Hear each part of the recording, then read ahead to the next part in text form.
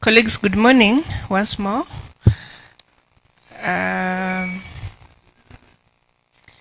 My name is Pamela Hanakwa, and I'm the Dean of the School of Liberal and Performing Arts. And I'm very honored to welcome all of you this morning to Miss Clare Cheromoi's PhD defense. Clare, congratulations for coming this far. It's been a journey that's full of ups and downs. So you have hills and valleys, but we are very happy that you've made it to this point, and we are really looking forward to your work. So take it easy. The work is yours. You're the one who's going to educate us. So Miss Clare Cheromoi worked on interrogating political corruption in post-independence Uganda, manifestations, causes, and anti-corruption responses from 1962 to 2017. She was supervised by Professor Godfrey Berinde Asiimwe, who is not with us today here physically, but I'm sure that he's with us in other ways. He's not here because Professor Asiimwe is now based at Mountains of the Moon University in Fort Portal, and so because of the work schedule, he hasn't been able to travel here today. And the second supervisor was Dr. Charlotte Karungi Mafumbo, who is with us in the room. Dr. Charlotte, wave to us. I would like to congratulate the supervisors and thank them dearly for walking the journey with the candidate. I will now introduce our panelists. We have Dr. Alex Katuramo from the Department of History, Archaeology and Heritage Studies. Thank you, Dr. Alex. We have Dr. Julius Mugisa from the Institute of Gender and Development Studies. You're very welcome, and we appreciate you, Dr. Mugisa. You've supported us on several of our PhD students here. We don't take that for granted. We have Dr. Chris Tuhirire from the Department of Religion and Peace Studies. We have Dr. Martin Chamanywa, who comes to us from the Department of Development Studies. He should be here in a few minutes. And then we have Dr. Robert Kakuru, who is joining online because he's not within Kampala. Okay, so I would like now to introduce, as I always say, the most important. Of course, Clare is the most important, but we have the most important person without whom this defense cannot proceed, and that is our critical reader, Dr. Ninsiima, from the Institute of Gender and Development Studies. Dr. Ninsiima, thank you very much for accepting to take on this intellectual labor of reading Clare's work and being able to engage with her. I would like to acknowledge the presence of our dear Deputy Principal and Principal today, Professor Erica Wich Ocheng, who has joined us. Prof, thank you for coming. And I would also like to recognize, I've said, the person who has remained a constant in this room since we began PhD defenses this year, and that is Professor Farouk. Sometimes we have other chairs, sometimes we have somebody else standing in for secretariat, but that desk has remained a constant. Thank you, Farouk, for supporting us, for supporting the students. And of course, our school registrar doing secretariat, Ms. Florence Birabwa. She's here with us, and Florence, thank you very much for supporting the students. It's a very busy season for us. So the way we are going to proceed is that we will give Clare 30 to 40 minutes to take us through her presentation. She might use less time, but that is the time that we give her, and Farouk will set the clock there so it will begin to count down. And then the critical reader will have up to 1 hour to engage with the candidate. You have only 10 minutes, the public, so if you have a question, it has to be very concise. And after the public asks their questions, the panel will retreat to deliberate and then return to pronounce themselves. So without further ado, I would like to invite Clare, and also to request the audience that we put our phones in silent mode so that we don't interfere with her presentations. And because it's an examination, this is a sort of classroom that we don't have loud conversations and disrupt the candidate. So Clare, over to you. Thank you very much, Dean. I would like to take this opportunity to thank God for today, but most importantly as well to thank my supervisors, Professor Asiimwe and Dr. Charlotte. Thank you very much for the far we have come. And all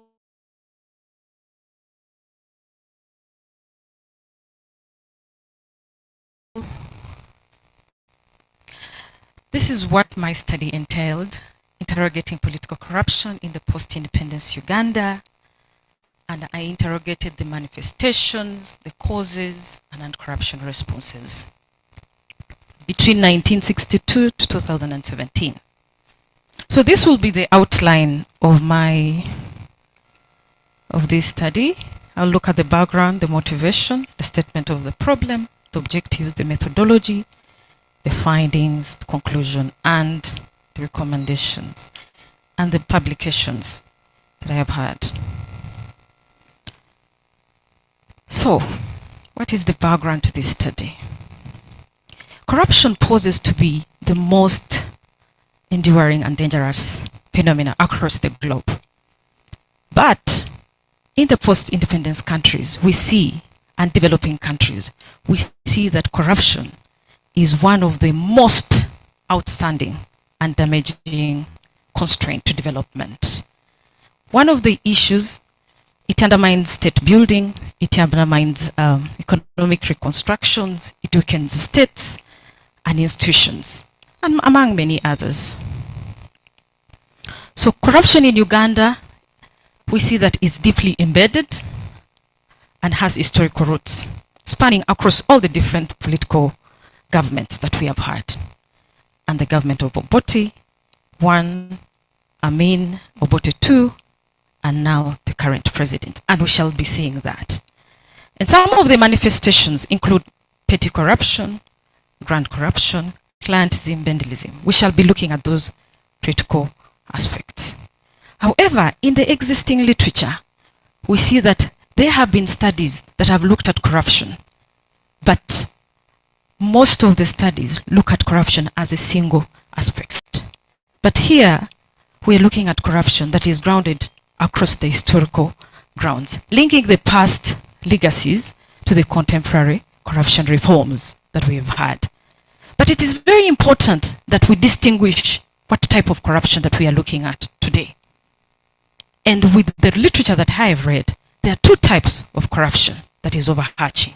We have bureaucratic corruption, which is like petty corruption. And this one is the daily corruption where you meet a police officer on the road and you give him something just because maybe you're speeding or many other things that come along. That one is a little easier to be tackled with through regulations and other aspects within the structure of governance. But there is this overarching one, which is political in nature. This one is political corruption, which sometimes we call grand corruption.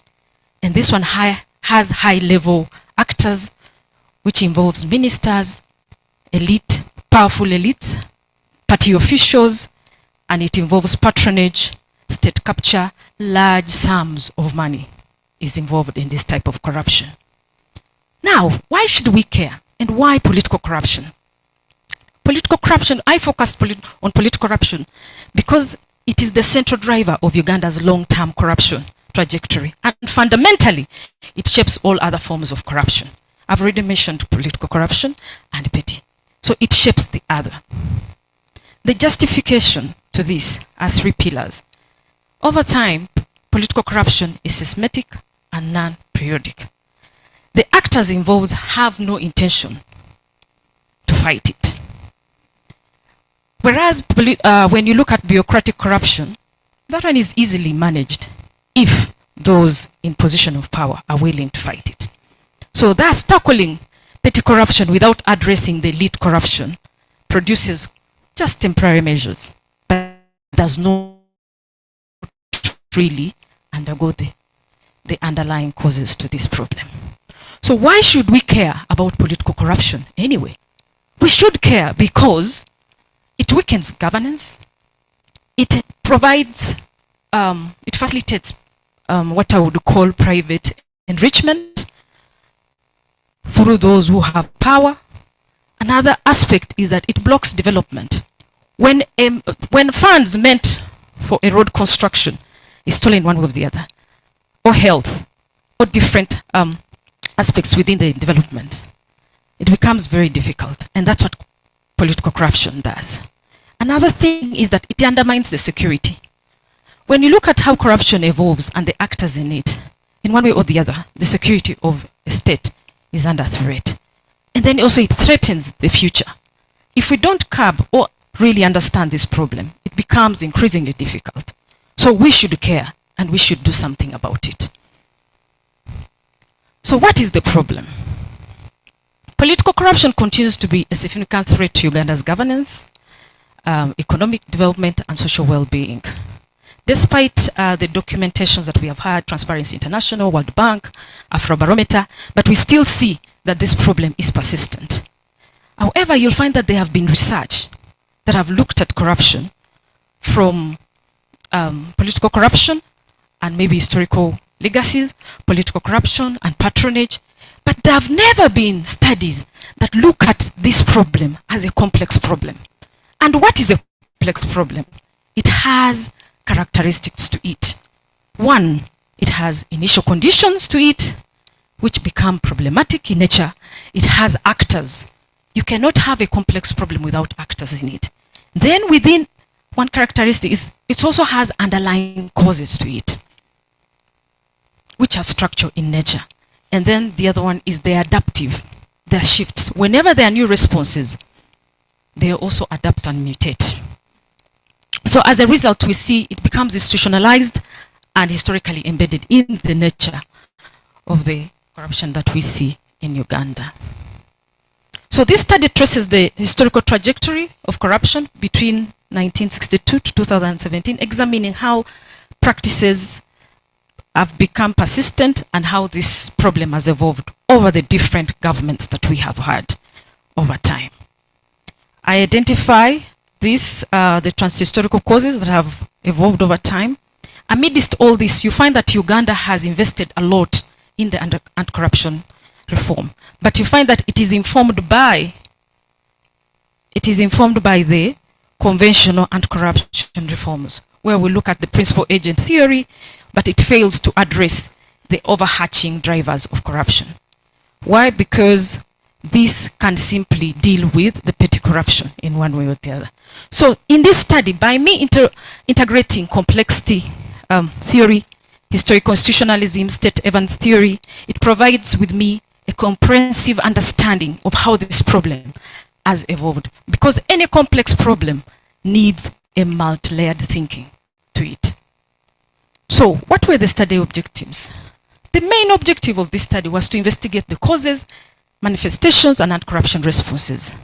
But most importantly, what informed the choices of the specific objectives. Like I already said, we needed to understand what are the transhistorical causes to this problem. We needed to examine who are the actors to this problem. And then what are those underlying causes that have persistently and then examining the different reforms. These are some of the questions that had to think through. How has political corruption evolved and manifested over time? Who are the key actors and networks involved in sustaining this problem? What are the transhistorical causes to this problem? Why has corruption? What does it explain in its persistence? And how effective do the various reforms? So in this case, I conceptualize political corruption. This is abuse of private gain, especially when it involves misuse of official authority to benefit individuals, but as well as at the expense of the public interest. The other, following Atkani's conceptualization, he says that we cannot only look at the misuse, but we need to look at the legality. We need to look at the unethical behavior and illicit exploitation. And all these have very daring dangers to the development and the well-being of society. These definitions are consistent with Amundsen, who looks at political corruption as one that is extractive in nature and also power-preserving. We shall be looking at those concepts a little later. This is the theoretical framework I came up with: complexity thinking for perspective, and then I have historical institutionalism. What is it? With complexity thinking, it enabled me conceptualize the problem. And I conceptualize this problem where I understand the actors, the underlying causes, and the responses. Now, because the complex thinking does over time. For example, institutions shape behavior through incentive and constraints, and they become the rule of the game. But within this, I introduce a concept called path dependency. Path dependency explains how earlier choices affect the way we can, or inform how institutions can be formed. And this has overarching problem because it has reinforcing trajectories. And then Evans' state development theory enabled me to understand how the capacity of the state, how can it manage itself? But most importantly, what is this character of the state we are about? Because we have the predator state, we have intermediate state, and we have the developmental state. Which kind of state are we talking about when we talk about political corruption in Uganda? So it is just the same thing, how it was used, but I will go to the tenets of each. The tenets of complexity perspective, it says that it is very important to understand the networks, and it is very sensitive to the initial conditions. So when you look at 1962, what was that fundamental aspect that we see that informs where we are now when Uganda got independence? The other aspect was historical constitutionalism. What are the tenets? It looks at history matters. Whenever you want to understand underlying problem, history is very important. And within this history, we look at also the critical trajectories that we need to understand, which have increasing returns. And here it means that whenever a choice has been taken, the way institutions are created and the way they evolve, the choice of going back can be very costly, which is very important for us to understand.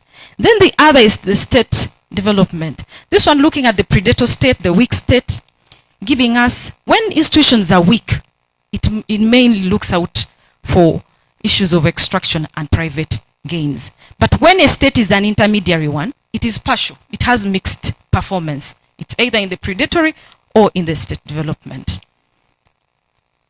So what is the methodology of this study? I used a historical research design. This allowed me to have a long-term investigation of political corruption across the different political governance. Why I used this, because it enabled me understand a problem from a historical angle and also aspects that follow through.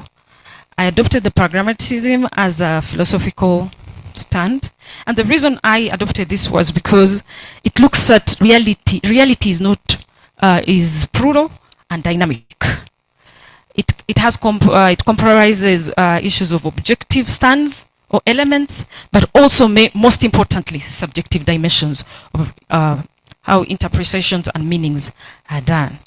Rather than insisting on the single view of reality, pragmatism accepts that social phenomena are shaped by interaction of structures, actors, context, and time. And that's what we see in this work.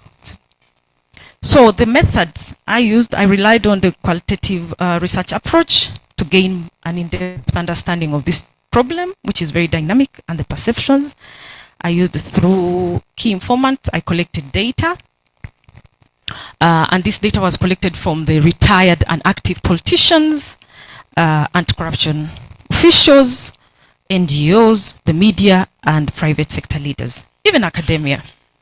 I used the pervasive sampling for the KIIs to reach the key informants because I wanted to get people who are well and have the diverse knowledge on this subject matter to give me their experiences and also reflections, and those who have lived through the different political governments. The purpose of this was to have their lived experiences, the motivation of the actors. Then I also had archival research. With this, there was documentary and archival review, which was very critical. And this, I looked at the government reports, the Auditor General's reports, IGG, Parliamentary Hansards, Commission of Inquiry reports, 17-day academic studies, and credible media reports. Then I also analyzed some scandals that Uganda has had over time, about 5, just to paint a picture on how these things have been. Then when it came to data analysis, I looked at thematic and historical content analysis. And this, as soon as the data was coded, subcoded thematically based on the specific objectives, which I looked at in the work. The analysis then was structured in themes to identify the transhistorical continuities and changes over time. So what are the limitations? The study I'm undertaking is very sensitive in nature, and it requires different methods on how you can really capture this.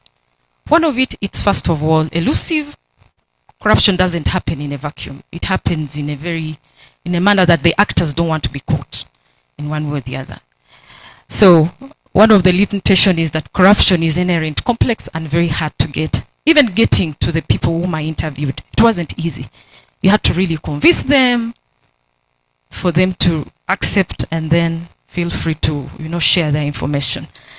It evokes strong emotions. There are those who have been, corruption has affected them in many ways. And this triggers feelings, intense emotions and fears. It's also difficult to collect data because people are not ready really to give you their data given the sensitivity of the matter. And this really limited the study. Another important thing is that even during the time I collected the data, it was time for elections, and there was no time that the respondents would be willing to give time. Issues of transparency is very important, which other people were not ready because confidentiality is something they looked out for. So the objectives to these findings. First, during Obote's time, we find that what the findings show that during that time of Obote 1, we see there were ethnic favoritism and patronage and use of state resources. And I quote by one respondent, Obote was raided with favoritism. He gave key positions that were filled on the basis of loyalty rather than competence. And if you've been very keen, if you listened recently to Rakasisi, he makes some of those confessions to that. And then there was shift in public service ethics over time. The bureaucracy that was inherited during the colonial time began to take shape in one way due to many other aspects here. Then we see the gold scandal allegations, much as it's alleged that it was not really corruption, but the methodology, the way it was done, would give that site that certain aspects were really key when it came. So in Amini's time, we see this was a very problematic time during Amini's time. And corruption did not just increase. It became very violent, chaotic, and it was also openly state sanctioned in one way or the other. So this period was a shift from administrative corruption to full scale. And this is the time we have the turning point of economic war, where we see the magendo on the rise, that's the black market, state and the private assets were distributed among the military and political loyalists. This became it was a time that political corruption, you may not analyze it from the angle of abuse of power and many other things, but the aspects that followed it was very dangerous. So the other, which another respondent mentioned, that what Amin did was not corruption. People were looting what belonged to them, even taking other people's property. In this case, I just want to highlight that other people even were scared to move around with a number of their dear ones. Like whoever, it is said that those who moved with their wives were even scared because the military would do, if they admired, they would do, So this time of Amin, there were so many things. There was massive looting, which was covert in nature, and then collapse of institutions. So this time was a very delicate time in the Uganda's leadership period. So we see Obote II coming up. The presidency of Obote II was characterized as one of Uganda's most anarchic, because after Obote taking over from Amin, institutions had collapsed, there was massive looting. So many other things really had transpired here. And we see that efforts to rebuild Uganda were undermined by fractured political environment, which had been already weakened during Amin's time. So corruption here flourished in one way or the other because there was the absence of strong institutions that had already been weakened. And we see, so what helped Obote was clinging on Oito Ojok was the staff. As one respondent mentioned here, this time was very complicated. So what Obote did, the lax environment fostered widespread corruption. I witnessed this lack of institution checks against corruption during that period. Oito Ojok exported Uganda's coffee independently. Obote did not even intervene because he needed to keep the friendship. So remember, during Amin, there was a lot of instability and many other things. So when Obote inherits that, he has no time to even build, but also look for alliances so that he's able to manage the state. So soldiers exploited that position and created resentment among, including extortion, looting, and intimidation. So there was prolonged delays in payment that pushed even officials into corruption for survival. Here you find that I normally use the example of during Mobutu Sese Seko. You can fend for yourself. During his time, there is that part when the soldier, things become very chaotic in Congo, and says people can fend for yourself. So it becomes very difficult. Then there were soldiers at checkpoints. This was very, very, very, where we had Toa Pesa, Simama Po. So you find that corruption has evolved in many ways. So we have an era, which is Museveni's era. And some of you can attest, this is the era that I've also seen a number of things happening. With Museveni, we see, after the weakening of Obote's government, Museveni now brings in a new fresh and says, we see the transition before Museveni, Tito Okello, but still there was nothing much to repair since corruption had already fractured most of the institutions. So Museveni brings in what we call fundamental change, not just change for God, but fundamental change. And this, in his early years, he emphasized discipline and corruption rhetoric, state building, and institutional repair. The leadership demonstrated visible personal integrity, strict restoration management, and commitment, transparency. So these early years were very important. I can even attest one of the respondents who allowed me to mention his name, that is Berinde Sali. He said Museveni was a very good man during this time, because in the early years of Museveni, it was completely different. Even when he wanted to slaughter or he wanted certain items, he would ask. So in this case, he had asked the IG to access a bull from the government fund ranch. So it shows you that this corruption we are talking about today, Museveni was ready to fight it in the early 80s. So NRM introduces administrative reforms. We see decentralization, civil service restructuring, emphasizing professionalism and many other, restoring discipline. For this period, these reforms curbed overt corruption. But as time went on from the 2000s to 2017 today, we see the evolution of reform to patronage turning point, whereby in the mid-80s, much as there was emphasis of professionalizing a number of things, but things kept changing. And here, corruption starts to get institutionalized and well-structured. And corruption, she sees the shift of a number of things, where systematic practices and embeddedness of society of certain function. As one respondent stated, corruption today is deliberate and it has permeated across the different domains of government. And it has become power preserving and a strategic tool that the government uses in one way. This thesis shows that corruption under Museveni became an instrument of power preserving, maintaining the loyalists. And this power preservation comes in through different practices. For example, embezzlement, bribery, and many other practices. And then there is where we see co-option and control happening. To stay in power, as one respondent said, Museveni only needs 3 things: a loyal army, a friendly neighborhood, and money.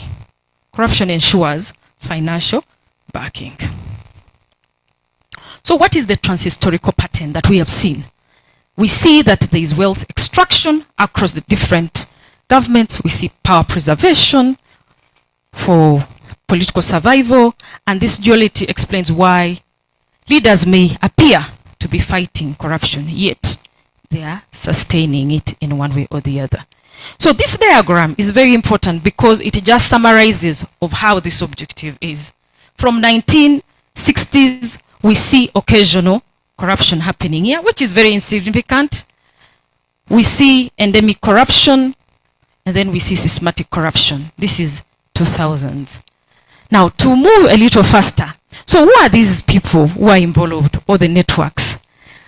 Dynamics of political corrupt networks and the mechanisms they use. The networks use culture of impunity, where members are shielded from prosecution and political patronage and interference. The architectures of these networks involve actors who are characterized as elite, ruling elites, high-ranking officials, and the bureaucrats. And you'll find that among these ones, they can crisscross. You'll find that they are ruling elites, but they are also bureaucrats, or they are also high-ranking officials. So they keep shifting, creating what we call the elite cartels. The passive nature of corruption is deeply embedded in the phenomenon in Uganda, not as a collective or isolated incident. So they organize themselves. We shall be sharing a case in point. They have a principle of organizing themselves. And that, for example, if you look at the pension scandal, you find that it was well calculated and well organized.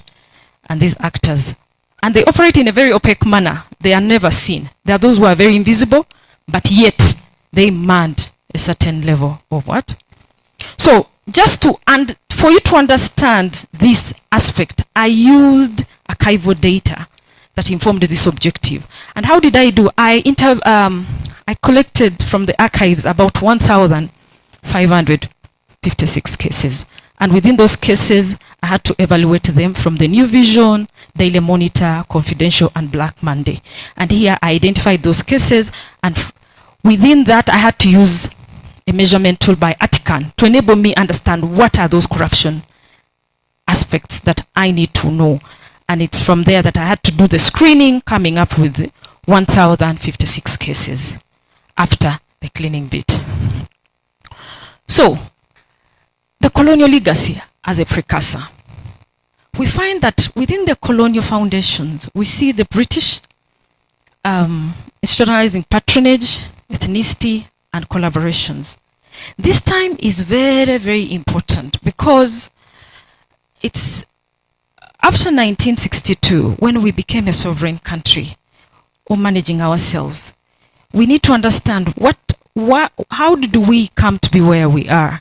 The colonial era judicial, for the British, they used their methods of control, and some of those methods were through the judicial system, and creating a path that weakened the way our institutions were. And that's what our forefathers inherited, or those who were in power. So they inherited that same, resulting into what I call the path dependency. The post-independence leaders inherited institutions built on coercion and extraction of, and not transparent enough. So why the past continues to shape the present? It continues to shape the present because the early political crisis of 1962 entrenched ourselves into ethnic division, military of governance, personalized rule, and oversight. Once corruption became embedded in the state operations, we see the incentives for the leaders to maintain these networks became strengthened, diverting us from the path that would become very costly and politically risky. So the study identified multiple structural causes that have persisted across regimes. These factors have created what we call systematic incentives that have weakened. And one of them is the poor leadership as an underlying cause. The poor leadership here has been consistent across the time, but also most importantly, it has weakened and it has led into inconsistent leadership across the different political governance. The other is ethnicity. And ethnicity presents itself in two dimensions, as a manifestation, but as also a cause in one way or the other.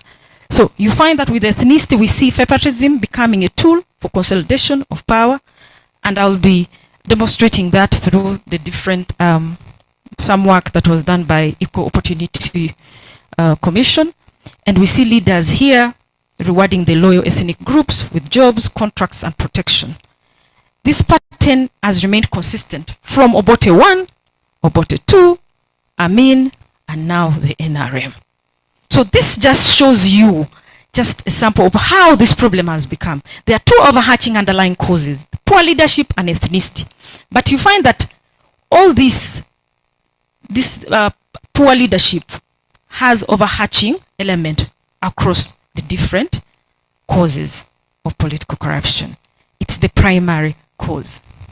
So objective 4, the findings and anti-corruption responses, we see that this phase of 1960 to 80, the initial responses were typically ad hoc.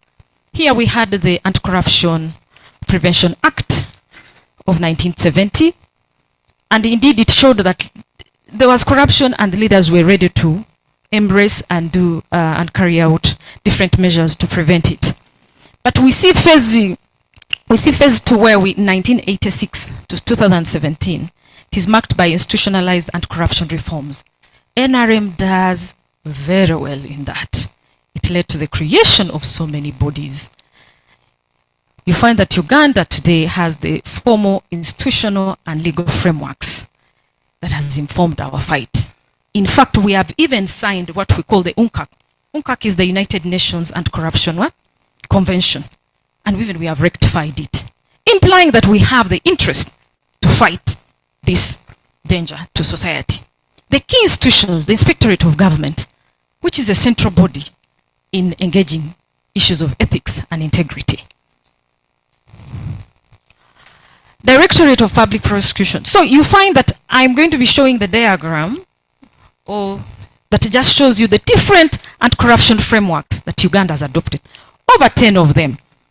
And you find that over 10, here I show I call it institutional multiplicity matrix of Uganda's anti-corruption ecosystem. We have the institution, the primary mandate, the foundational or legal foundations to it, but the overlapping is where the problem comes in. You find that there are coordinational issues, evidence of multiplicity, where when there are too many things that want to fight an underlying issue, it becomes problematic. Why? Because you have so many institutions. State House has about 5 institutions. Who gives them the mandate? They don't have any mandate. But here we have the Inspectorate of Government that has a legal mandate based in the Constitution of Uganda. So you find that these many, I've not added all of them, but just to paint a picture that this becomes very problematic when they are overlapping institutions. Ladies and gentlemen, when anti-corruption responses are politicized, it becomes increasingly difficult, the fight, because it gets embedded in politics. where politicians use these rhetoric, or they use these acts to extract resources from the public, which are reinvested in the political structures, networks, and tactics to maintain and extend their hold in power. Policy-side corruption relies on networks, key actors or players at the highest level of government, but also elected businessmen, the military, senior officials, figures. Networks can only operate at low levels of administration, in education, health, or taxation. More so, political corruption can flourish in informal policy arenas where corrupt are hidden from the public. So in concluding this, we find that corruption is deeply entrenched and an evolving phenomenon. What do I mean by that? You find that this is a problem that has cut across the different governance or leadership governments we have had over time. It's deeply embedded, and this demonstrates that political corruption in Uganda is deeply embedded in state institutions and political culture. Transhistorical in nature, which is shaped by colonial legacies and crises, and it's evolving.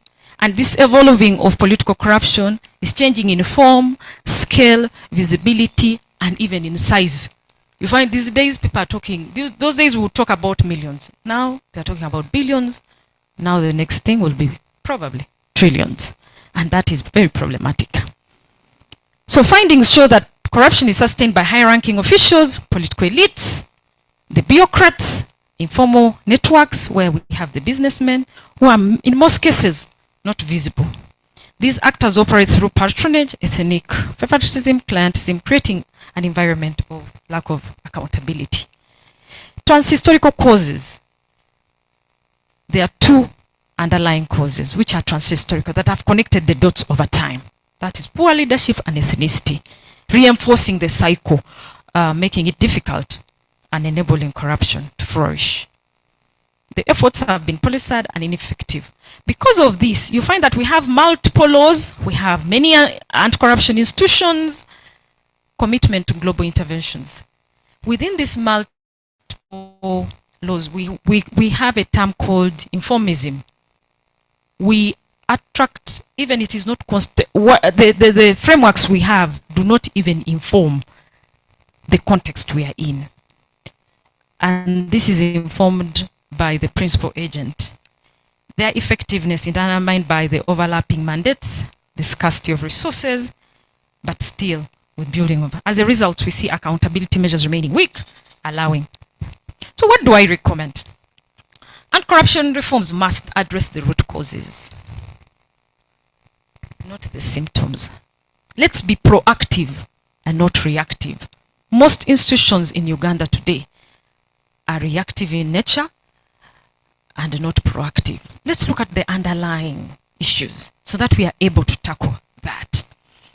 We need to strengthen the political will and leadership commitment to combating corruption. Over time, I've been following the president of Uganda, and he has been talking about corruption, looking at an individual aspect. We need to fight it. Not until 2021, during the State Nation Address, when he spoke about the institutions and how they need to fight.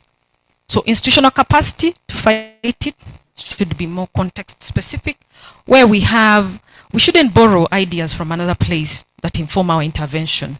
They should be driven by our own context. Therefore, anti-corruption efforts must focus on addressing these issues, not the root causes. So what is the contribution of this study?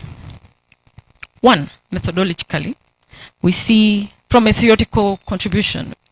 Theories, the study extends theoretical understanding by integrating three theories or frameworks: historical institutionalism, complex thinking, state development. This thesis provides a multidimensional lens. For us to understand corruption, we need to know it is systematic, it's adaptive, and it has roots that are deeply embedded. I challenge the different frameworks that have treated corruption as a single and isolated. We need to understand it that it is a complex problem that requires complex thinking and understanding the characteristics of this problem. Then when it comes to the methodology, the contributions to this, I introduced the transhistorical approach, which enables us to understand a problem that has persisted over time. Why is this problem persisting? So, combating or using this transhistorical aspect with path dependence shows how legacies shape and present the current governance landscape. The path we choose is very instrumental on how the institutions will be created, formed, and evolve over time. Another aspect which is very important to the contribution is the empirical contribution. This study provides unique insights into how this problem has evolved over time and the key things that we need to know. And we're understanding that the actors are high-ranking officials, bureaucrats, and powerful elites. So this is some of the work, publications that come out of this work, thanks to my supervisors. One is in print now, by next week, I think. And then Hada Enken, Makerere University Innovation and Research Fund for their financial support, my academic supervisors, the history department, the college, friends and family, and my mentors. I have mentors across board. There are so many of them. I really want to thank you. And also the Makerere PhD community. I thank you very much. Thank you so much for your attention.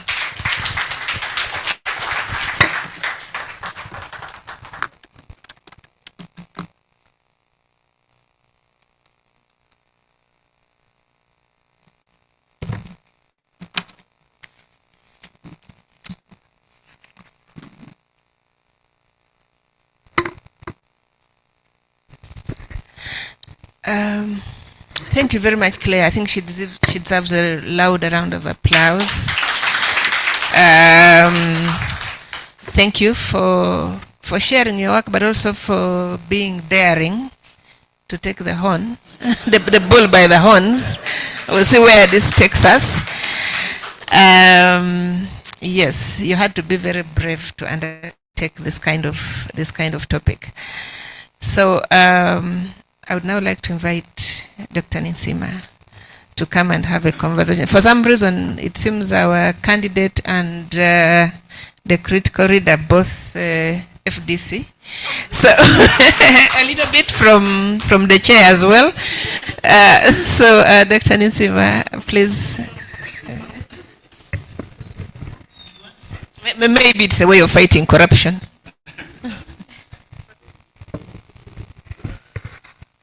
I will also speak later.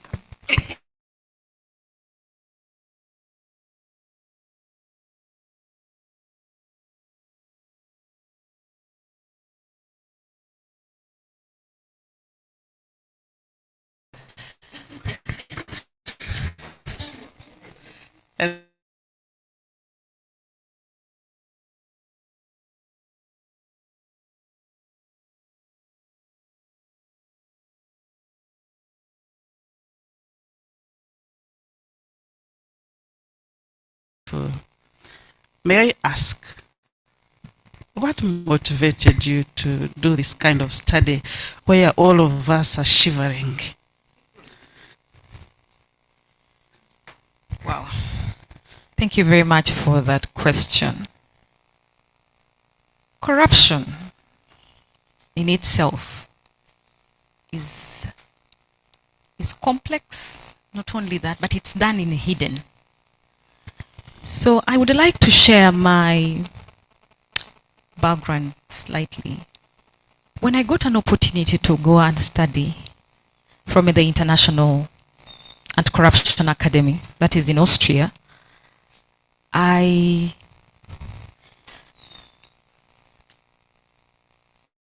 was given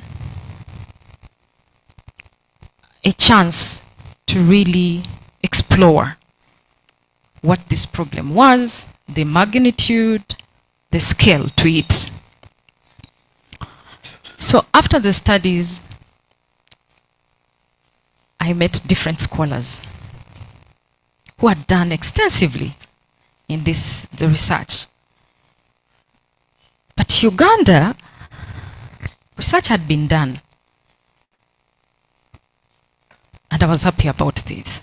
So I came and I also undertook a study that looked at when you and I see the dilapidated roads, lack of medicines in the hospital, when we see criminal gangs snatching, security is not well aligned, does it inspire you to fight corruption? But the results were perplexing. In fact, it did not, it showed that people were more willing to engage amidst the dilapidated roads, the hospitals that you see that are lacking medicines and different equipments. I realized there's this overarching problem that needs to be fought or to be understood, but also the cost to it. The cost to fight corruption is huge. Yet we know how these past events influence how the future looks like. And most importantly, in this transhistorical, you find that most studies have not conceptualized corruption as a complex problem. They look at it as a complicated problem. And what does a complex problem require? It has characteristics. One of it is the initial conditions. What is that starting point, which is very complicated, that a problem evolves? Who are these actors that continuously get into this problem? And then what do you mean by the term historical evolution?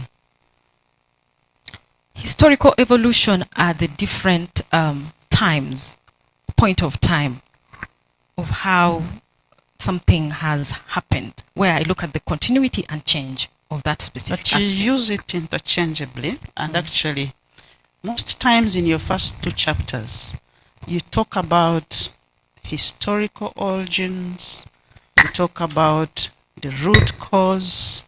You basically are drawing us, when I read your first two chapters, I am looking at a historian, and I'm looking at a person who is really digging deep, and I'm getting excited. So, but then now, when you talk about, when I'm asking you about historic evolution, now you're telling me about adapting. You see? And that I can take into account, and I'll look into it. Yes. And with consultation with the supervisors. Yeah, thank you. So that we iron out how the interchangeably words. Yeah. Because I use a perspective to really just understand this phenomenon. Okay. Yeah. Do you have your book? Yes, I do. Check page 2.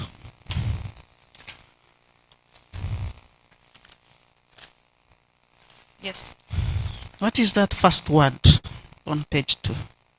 It's from. That has a typo, and I will look into that. Okay. Yes. But also in your first, for example, your first paragraph, you seem to suggest that corruption began in 1962. When I read, because, you know, as a reader, the first thing you're like, what?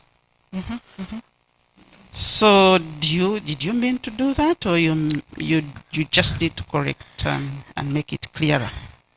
No, I didn't mean to do that. When you look at my page 35, I look at the colonial legacy, yeah, and the political corruption. I do that. I see that later. Yes, and that for me, I set out to inform that the corruption we see today has historical roots, but those historical roots is when we had the colonialists.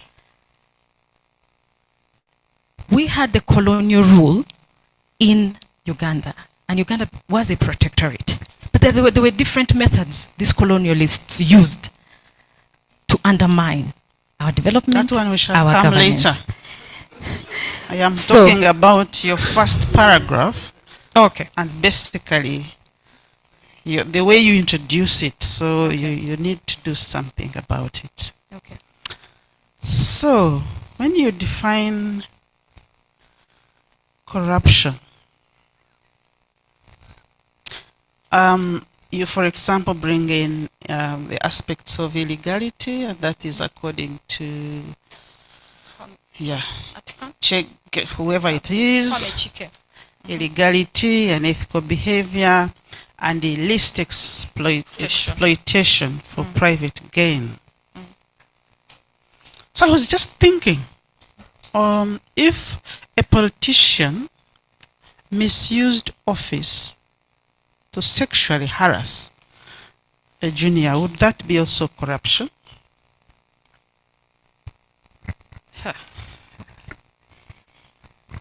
You know, corruption is complex. Even determining what corruption is becomes very difficult. But when you dig deeper, recently I was listening to the president of Botswana, the new elect. He's now in the fight against corruption. He says the more you dig in, the more scary it becomes. The more scary it becomes. Ladies and gentlemen, this problem is complex, not only complex, it requires complex thinking. So I'm asking that you. sexual harassment, in one way, if you dig deeper, You might find that it is it has conditions and practices to it. Okay. So you promise in your, as I said, your first 2 chapters were amazing. You promise to trace how colonial legacies, power, and institutional factors shaped and continue to shape corrupt practices that transcend political regimes. But this seems to get lost somehow. What are you fearing? You don't seem to. When I say, because this is what you promise in your first 2 chapters. yes, when I say that colonial legacy continues to shape, it's because in 1962, when we got independence, the leaders then, we expected them to change the methods, because now we're managing our own selves. The other side, we were being managed. This time you have the liberty. So whenever you're given a chance to manage yourself, there are things you will do to Are change. you sure that Now, colonialism ended? it's still because the forefathers inherited the colonial structures. Not only that, they have even modified. And it keeps changing in form and in scale. Do you believe that we are still colonized? Absolutely. That's why I'm saying, why are you running away from it? Okay. Page 4. Colonial legacies established centralized systems that facilitated monopolization of power, and post-independence leaders exploited these structures for personal gains. What do you expect the reader to pick from this statement? Do you think centralized systems were bad in it themselves? The centralized systems weren't bad in itself, but we needed to select on how we needed to manage and form a system that would incorporate everyone. But these systems continued to perpetuate what the colonial era had presented itself. So in the long run, it has become really increasingly difficult for that change. Okay. Statement of the problem. The pervasive impact of corruption is well documented, but the historical roots and evolution of corruption receive insufficient attention. So you clearly state that the institutionalized nature of corruption is firmly anchored in colonial legacies enforced by weak institutions.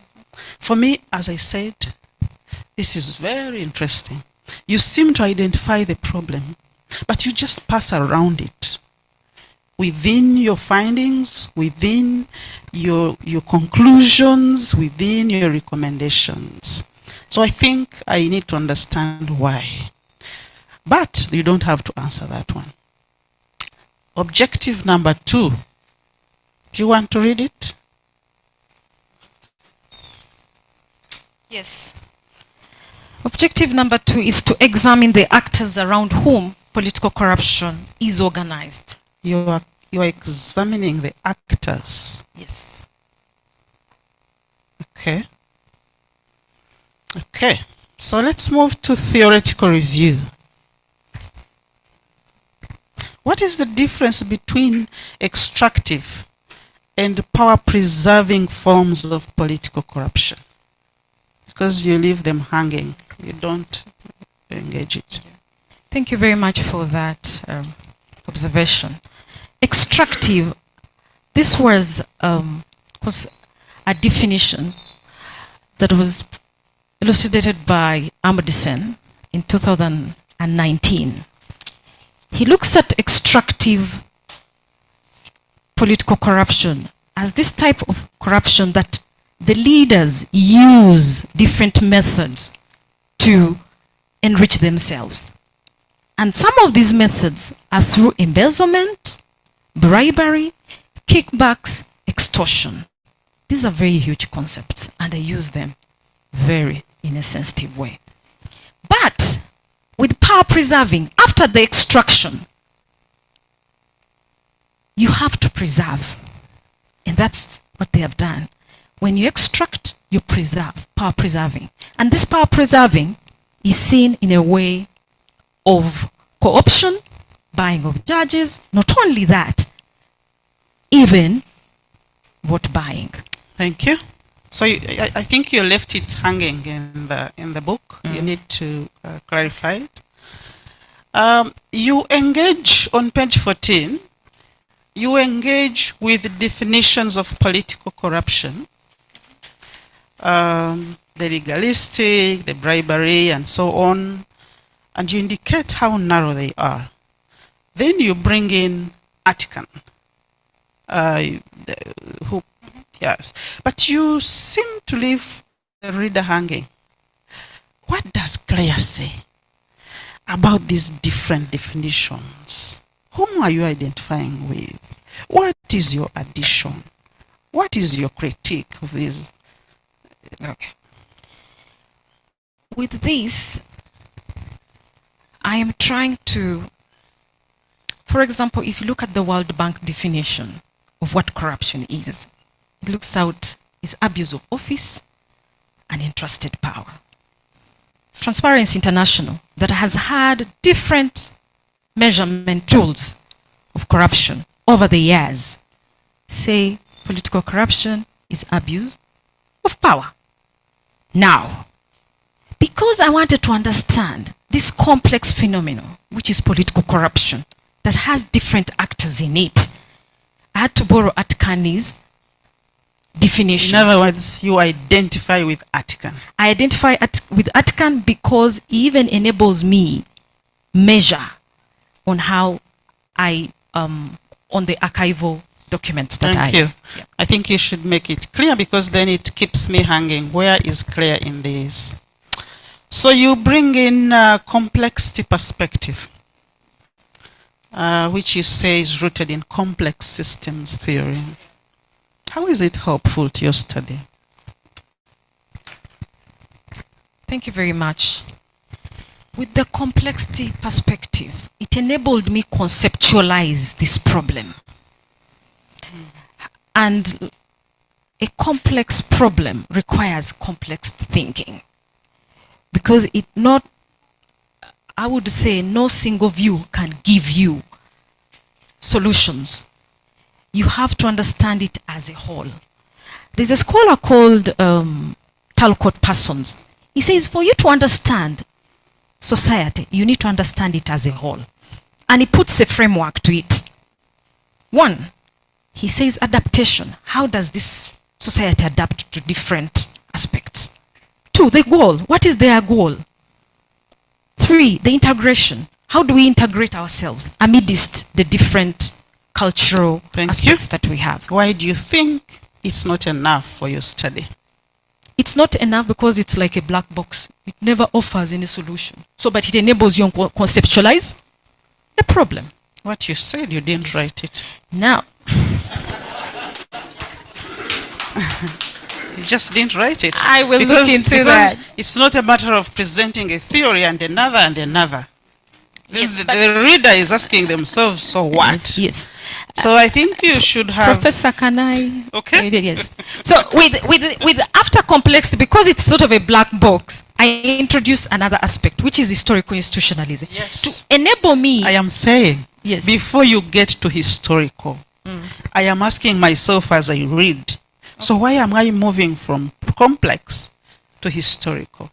What is it that is not, that complex is not bringing on board, that historical is likely to bring on board? Do you get what I'm saying? Yes. Thank you for that. That's very... So, thank you. Historical institutionalism, or what you call path dependency.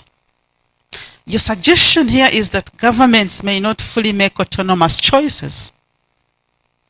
They follow trajectories predetermined by historically entrenched institutional legacies.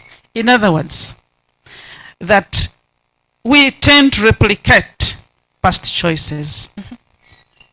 I just wanted to ask, seriously, did you want to camouflage a bit for you to bring out what you wanted to bring? Tell the truth, or you may not. Professor, this is a very sensitive... Okay. Even after here, I don't know whether I will have friends. Please don't chuck me. Just to know, this is a problem that is... We are in a boat. Okay. Stop creating... I understand. So please, yes. But then, when you use such a theory for purposes that are well known to you, it's not an Apostles' Creed. This is academic work. I think I would have loved to see you engage. A theory can be critiqued. A theory can be interrogated. So what I see here is like an Apostles' Creed or something that...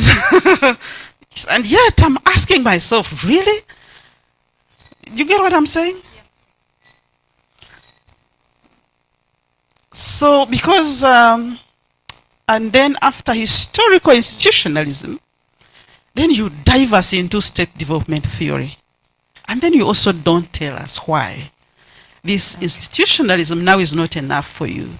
And why now you're moving to development theory, state development theory.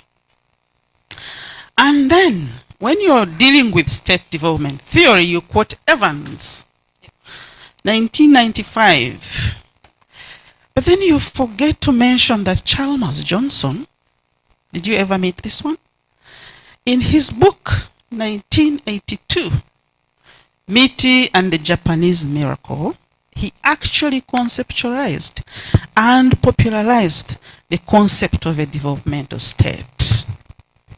So I find this, using Evans is not a problem, but not quoting Chalmers is problematic. I'll look into that and see how I can incorporate him in the work. Thank you. If you clearly state that institutionalized nature of corruption is firmly anchored in colonial legacies and reinforced by weak institutions, why do you make colonial legacy just as something in the literature review somewhere? Because it gets lost somewhere in the literature review. I also bring it in chapter 6, where I look at the transhistorical elements that has informed and the different methods the colonialists used in the governance. For example, indirect I know rule that. Yeah. So on page 36, you say that colonial powers encouraged patronage, ethnic divisions, tensions, and laid the ground for favoritism and corruption. You mention state institutions like the military and police that were established not to serve the interests of the public, but those of colonial powers methods, especially to suppress dissent.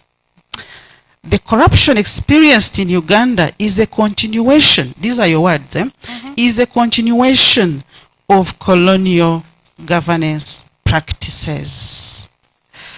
Why do you make such claims? Was it better? Because was it better before? It is only then that you can make such claims, and yet I don't see that anywhere in your work. Can I say something? Yes, thank you very much. With the colonial time, we see a number of practices, the colonialists, or strategies that they used. I have already mentioned them. Now, I am saying that has evolved. What qualifies you? Because you are not telling us, is it better, is it different from what we had before? Can you kindly repeat it? Because before colonialism? Yeah. Oh, fairly it was. Because before colonialism, we had our the Wataka session. We had our own structural systems that we used to socialize in different ways. The culture, the norms. Before it was fairly. Of course, I wouldn't want to say that the pre-colonial didn't have elements of corruption, but then it has maybe changed in form. Maybe we can interrogate the form. So that's why I'm saying, yeah, for you to make such claims, you need to get a little bit of, so that somebody is able to tell that actually, yeah, maybe what was there before is a bit different from what we see in colonialism. Do you think capitalism, private property ownership, individualism have a role to play in explaining this corruption, for example? So all these are aspects that you can interrogate. As opposed to communal ownership, Ubuntu, and everything else that you might. Do you think that you could link some of these aspects and then be able to justify why you pinpoint colonialism? Because we would be happy to know what were the kingdoms like, what was the leadership like, and so that you're able to justify your point. Page 38, last paragraph. I see lots of repetitions, so you probably need to do some editing. Okay. And then methodology. How did you choose your participants?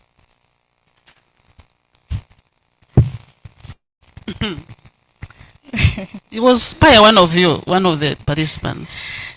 I will not say that because issues of confidentiality is very, very key. With this study, I mean, it's one of the things I really, issues of ethics and integrity, issues of assurance in keeping confidentiality is very important. So I will mention a few, those who are allowed. We are not saying you mention names, but how did you reach them? How did you decide that now I'm going to interview Anna and not...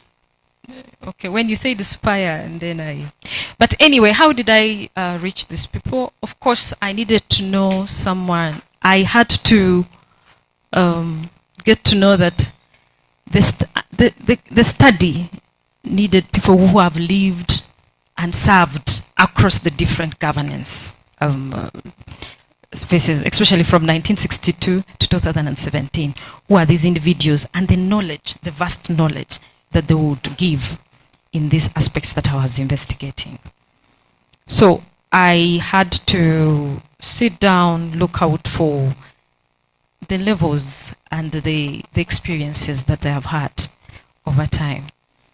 Yeah. So did you consider people who worked in a means government? So I want something like that, some criteria. Yes, I have it actually in the, yes. When you look at Appendix 2, I I put the profile and the criteria. Some I got, there were ministers in Amini's government, Obote's government, 1, Obote 2, and Museveni. So that I would have a comprehensive understanding of this problem. Then there were those in academia who have also lived through the time. They were active and retired members of parliament, the non-government Were there also organization. females or they were largely male? Absolutely, there were females there. There were females. Whom did you do this study with? Please come again. Whom did you do this study alone? The participants were part of it and my supervisors. So, but are you the one who wrote the book? Yes. This work belongs to you. Yeah, it does. So on page 45 and also on page 16, I see you referring to our, we were able. What does that mean? It was a concerted effort from the supervisors, myself, even the participants are part of this. But the writing, of course, it were me. Do you want to elaborate some of the most difficult situations that you encountered during data collection? Some of the difficult. One of it is, one was for the respondents to accept to meet with you. Some people are in this room. If I told you I am talking about corruption, some of you, if you're a participant in need, you wouldn't even want to see me. I would give a scenario. I called one member who was a minister, but also the vice president of this country. And I wasn't given access. She just sent me a very long message and said, I wish you the very best. That Saturday is very instrumental, but for me, I am not going to engage you. So you find that as we do studies that are complex and very sensitive in this nature, people reject you. Like I said, Madam Professor, you find that my friends have already scattered in one way or the other. I may not have friends after this discussion. So those are some of the scary moments. You have friends who are like you. You did your fieldwork during COVID-19. Yes. And then you did most of your interviews on phone, online. Do you think that people were confident enough, especially given that this topic is so sensitive? Don't you think that this could have compromised your findings? I did about 5 interviews on phone. The rest later we had to have a meet. When they understood, because I had to explain what the nature of the study is and the purpose. So they started opening up. They're like, oh, it's okay. If it is for study purposes, it is okay. I told them I'm not an investigator. Okay. So that's how some of them accepted. Oh, I'm not a journalist. You mentioned that you used triangulation. Yes. How was it helpful? Triangulation was very helpful because it enabled me get different methods of data collection in understanding this phenomenon. You have examples? Yes. Of one how of it it. helped? Yes. For example, when you look at objective 2, where I was looking at the actors, actors, when you say actors, you can't directly go to people. So I did archival data. And out of this archival data, I went deep down into the archives, Africana, Makerere University Library. I was at UMI and Basic Research Center. They have very good data. So it's out of that I had to look out across different newspapers. The New Vision, I had 1,111 cases, Black Monday, Confidential. So out of that, I came up with the cases which totaled to 1,533. But I did what we call screening. I screened these cases, and I think I can just demonstrate here.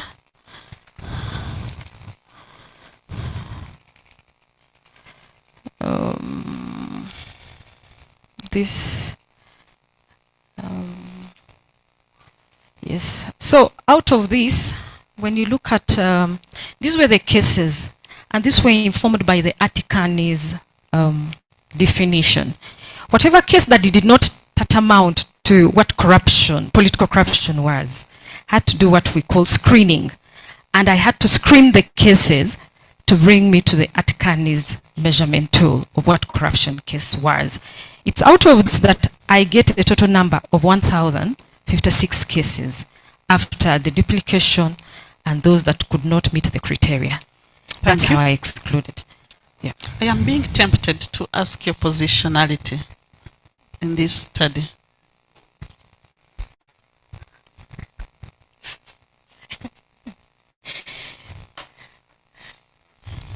I don't work for government. I'm just an academician. So going forward, dealing with these sensitive matters, you first need to understand the terrain. So I am a bit careful. So my positionality is Just a difficult one. Okay, thank you. So we move now to chapter 4. Yeah. Evolution of political corruption. As I said, I enjoyed reading more of your first 2 chapters. So you start with revealing this corruption. You start with Milton Obote 1. And when did Milton Obote become a president? Milton Obote 1 became a president in 1967. So after the Pigeonhole Constitution, but he had a very strong mandate during the time because he was time of independence. Yes, he was a prime minister. Okay, and remember the other president was more ceremonial. Okay, so that's still, why that's why you do it like this, because I was like, wow, I am not a historian, but but we can look into that with my supervisor. I was getting confused. So under Milton Obote, he's being criticized for maintaining state control. Is this a problem? Yes, it is a problem because during that time, there were so many conditions that were not very favorable, because there were factions. There was the religious faction, we see then political factions, we see DP, we see UPC, we see the Anglicans, also the Catholics. So with this, he had to maintain different aspects and had to lay strategies on how he would enable his governance, continue in one way or the other, because there were so many. So state control is not a problem in itself. Maybe whatever it is that comes, that might come with it, that may not be pleasant. Okay. And you say that the government favored Langi and Acholi. Do you think you can defend this? At least I know Obote loved Bushenyi.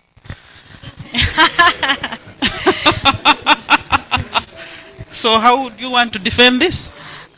These are not my words, Professor. They are from the findings. But you don't engage them. This is your study. Yeah, I will engage those findings. But one thing that came through very vivid is that Obote was a statesman who, as one responded, he didn't sanction corruption. But the times were a bit unstable. That some tendencies like ethnic, and this all emanates from the colonial time, because mostly, if you look at the soldiers, the army, most of them came from the north. Yeah. And Buganda was the favorite because they were building alliances. But little did we know that the British were pampering, but asserting a very... You already answered my question that Obote was a statesman, and that's enough. Okay. You mentioned the dissolution of kingdoms as a dictatorship. Even if it were, do you think that the dual power system that Obote one inherited from colonial or whoever was progressive and developmental? Yes, it was, because the literature informs us that even during that time, this public service was really functioning very well. The GDP of Uganda was, because what he did was in his leadership, he made sure that he was trying to balance to see that Uganda gets into an industrialized country. So during that time, many developmental channels were happening within the country. So, Thank yes. you. So basically we see him doing this because he had a broad objective Absolutely. of creating a centralized republican state. And as I said, you don't seem to engage with your work. So it's important that you don't just state things, just engage as an academic. You state that during Obote 1, officers could resign from office because of mere allegation of corruption. If we were to base on your theory of historical institutions. No, I'll look into that. Yeah, that one, Okay. I'll look into that. So let's go Yeah. to Idi Amin. Yeah. What I see in this chapter, as I move, as I said, I just see a documentation of cases of corruption across different political governments, but I've not yet seen what you promised, the real roots. Maybe we shall get to that. Yeah. You mentioned that political corruption became a defining characteristic of Amin's government. One of the most corrupt post-independence Uganda. Do you think you can defend this? Yeah, the reason why I said that, because during Amini's time, there was state institutions collapsed due to the expulsions of the Asians who were managing. At least you know the Yes, reason. Yes. Do you think, because that's the next question, do you think the motive of Amin expelling Asians was, the intent was corruption? It had conditions to it, because if he had sat down and made a strategic move, it wouldn't have that, at least the institutions would remain intact in delivering services. But there was mass looting, mass soldier brutality, and His many other things. intention was probably different, right? Yes, yes. And with due respect to Amin, certain schools of thought claim he wasn't a politician. He was an army person. So the way he viewed things were quite different. But we have the army also, many army people. Those ones are very. So you claim that Kakwas and Nubians were benefiting from the government while others were impoverished. Was Idi Amin a Nubian? I need to consult that, but he had relatives who were no, but I don't know. Yeah. Do you just think know about relatives, but Yeah. not knowing? Yeah, do you think if we could get evidence by accessing economic indicators at that time, Yes. do you think we could prove that Kakwas were better off than Yes. But any they were other? from West Nile, so you'll find that most people were paying allegiance from where they were, the roots they were coming from. Yeah. Okay. Tell us more about the black market. Wow, the black market was a very interesting time, where they call it mafuta mingi. People were there was store pesa, roadblocks were roadblocks. You could move from Barara to Masaka, but there were 10 roadblocks, so you would unleash money. So the black market is where people would smuggle goods from across the country to, so it flourished, and leading to very dire need in terms So of. it was basically as a result of weak institutions. Yes, it was which were created because of impulsive and maybe the decisions that probably our president at that time made without maybe prior consultations. Yeah, so why do you link that to corruption?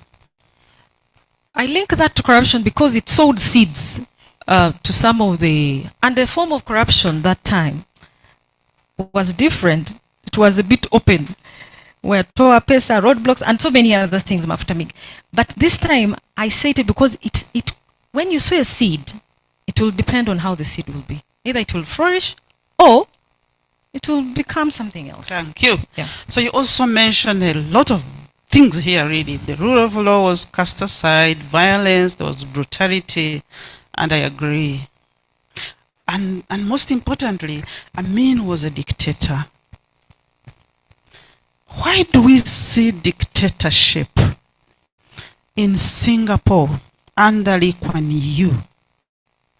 Why do we see dictatorship in China under Deng Xiaoping? Why do we see Cuba under Fidel Castro? Why do we see North Korea under Kim Il-sung? And even recently Kagame. I mean, we are seeing dictators. Why are they delivering different results? Thank you very much for that question. We need to identify what type of dictator we're talking about. Aha. That's why I said you are not engaging with your work. They're benevolent dictators. Let me use this analogy. In Japan, when you're caught stealing, the chances are high you'll commit suicide. In Europe, you're taken to jail. In China, you're hanged. In Africa, that one I will not. So you find that there are praises that come to you. For example, the recent scenario of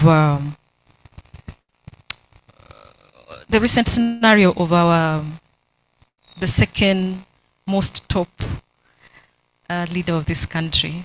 She's the third. When they met with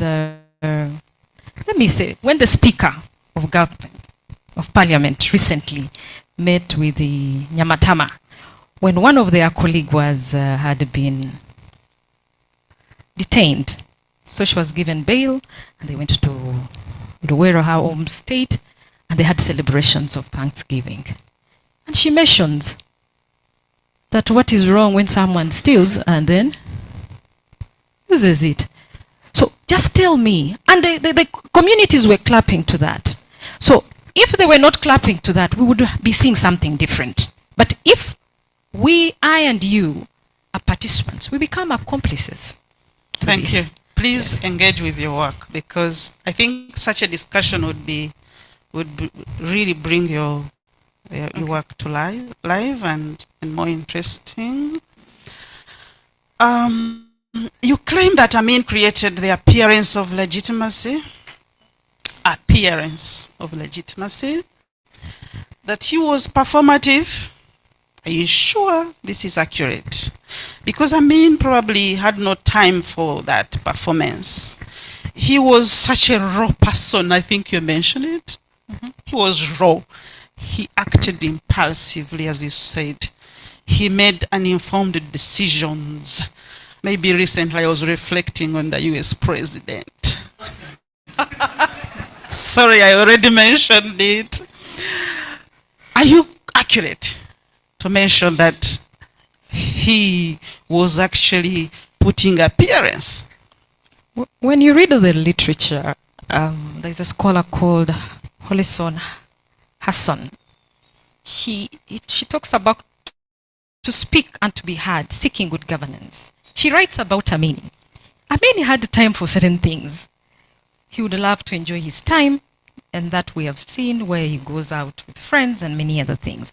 But even this performance, if you look at how Amin came to power, he had 18-point program. And point 15, his agenda was to fight corruption and promote good governance. So, with this, the performance and many other things, yet suppressing dissent, was something that Amin... So he had some level of diplomacy? Yes, he had some level of diplomacy. And the people around him would have facilitated that level of diplomacy. Okay, do you understand Luganda? You can hear something? A little bit. Yeah? You can intertwine in my I want to speak Luganda. Okay. Could you play the video? And I want you to make sense of this video Okay. and comment Okay. to this view that seems to be different from what you portray. Of Amin, right?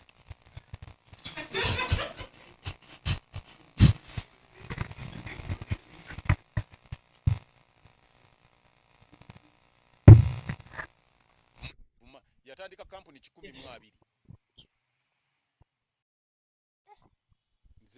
gavumenti zebadde etunde kati ye yazitandikira gavumenti yazimba Bugolobi flats kampuni 12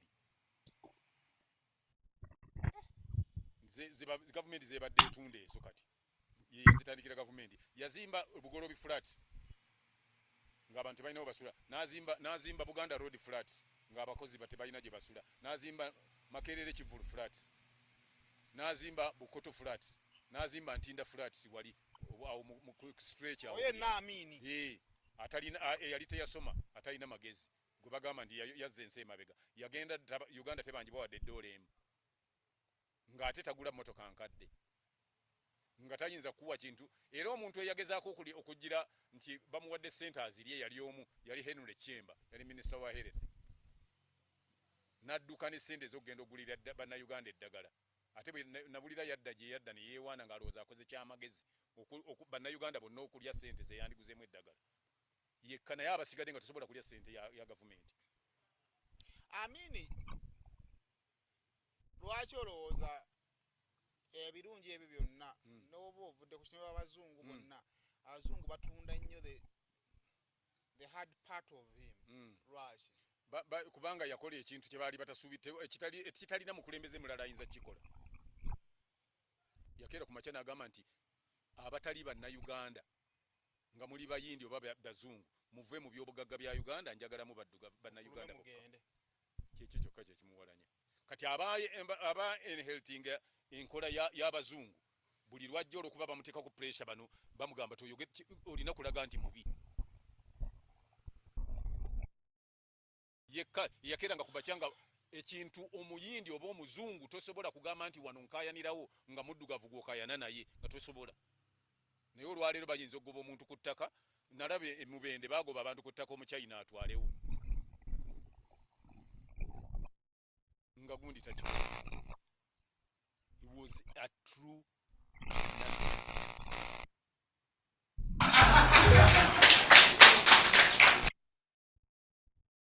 What do you think?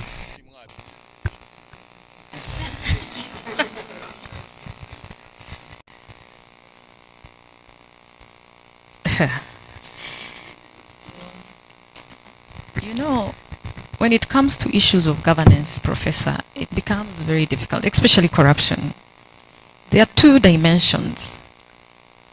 Indeed, I mean, from the analysis that I've also done, he had the interests of this country. But the levels of also education mattered. I mean, he was not very educated, but he had the heart to facilitate and also cause development. So you find that it became very difficult for him to go for.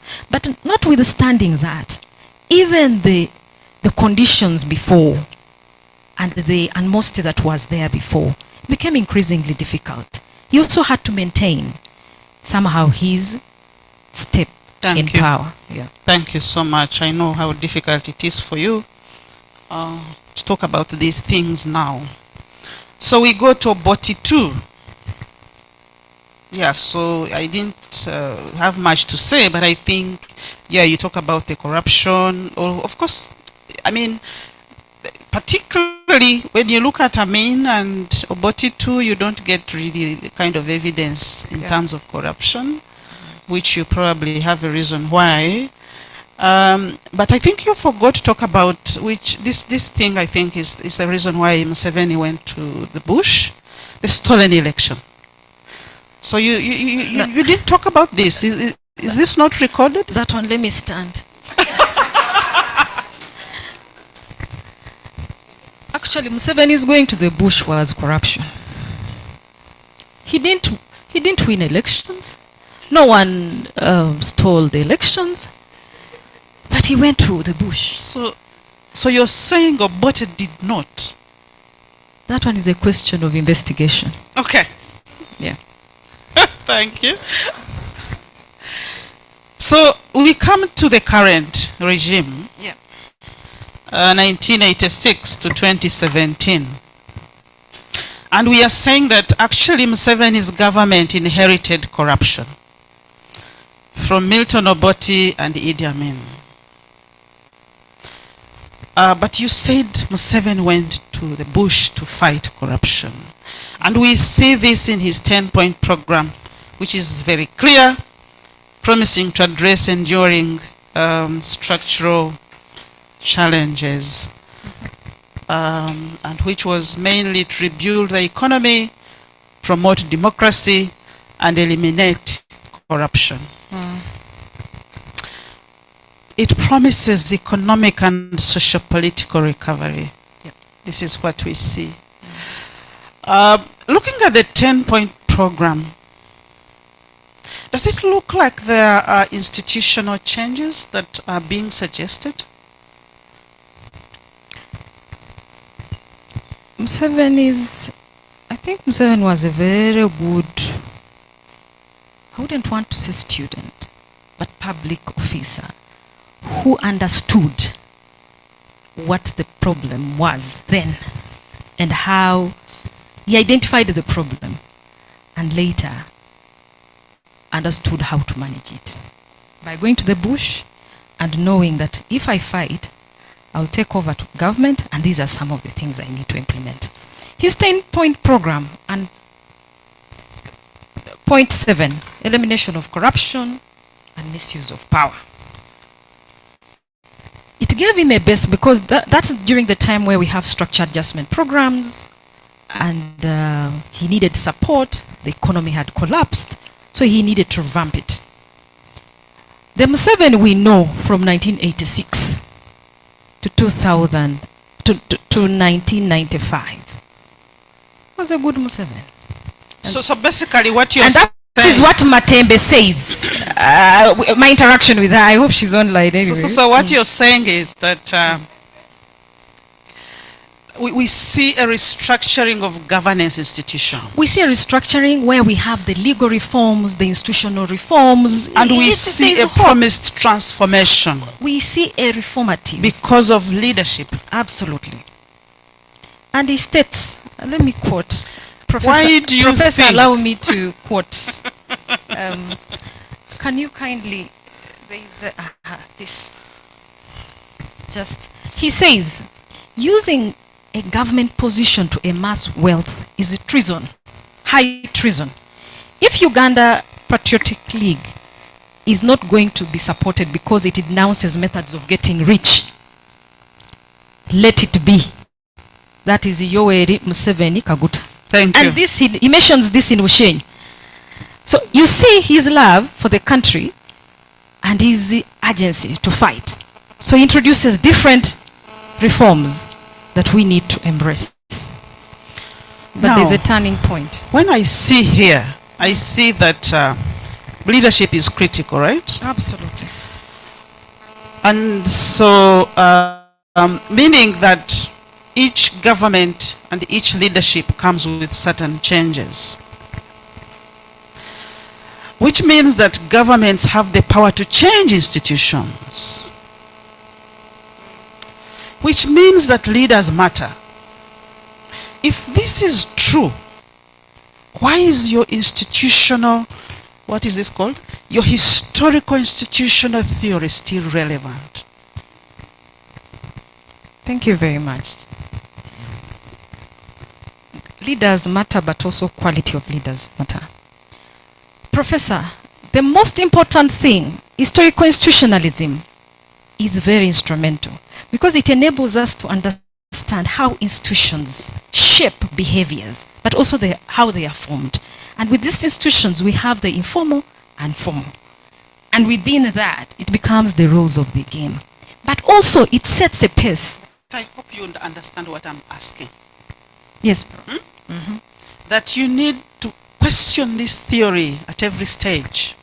that you need to interrogate it, because you already now when you see this, it clearly tells you that your theory is not applicable.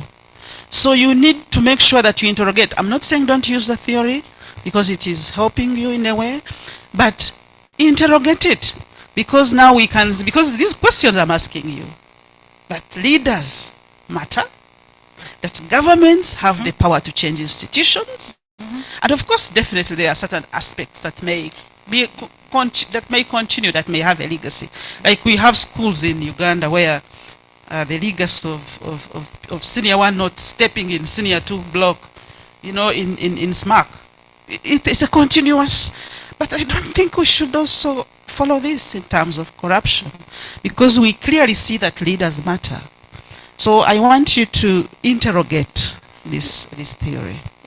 With that, I bring in the approach of the path that these leaders inherit, because this path is very critical, because it enables us to understand that whenever a path is created, the way it evolves has implications or the outcomes. So But whenever leaders leaders are very critical in any governance system, but the path they create has two things: increasing returns of celebration, but also the cost. Yes, but what I'm trying to show you is that this path can be overturned. Yeah, it has negative and positive outcomes. Absolutely. So on page 81, you bring these huge corruption scandals, which are between 1986 to 2017. How do you justify the many scandals around this time?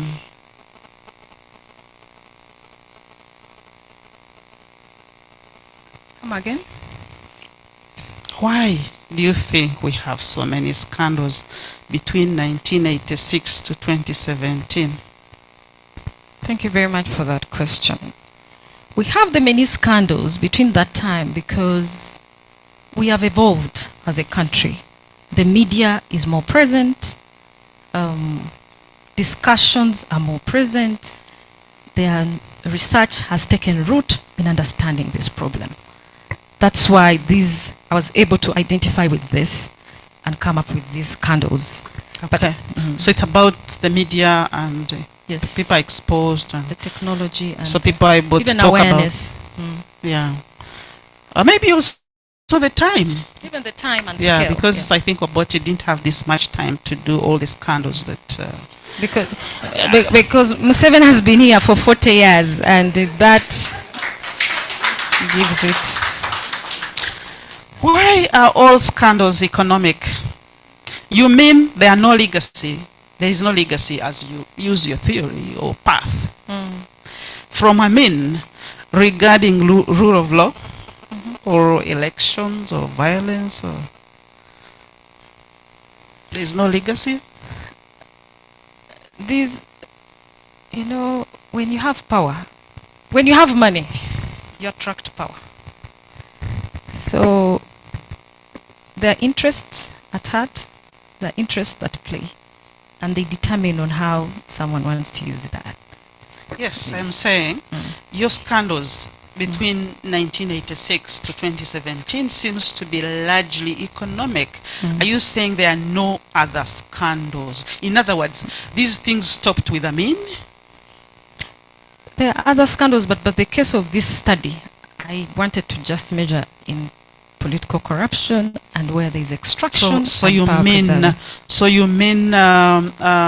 election violence or manipulation, extortion, or rule of law is not political?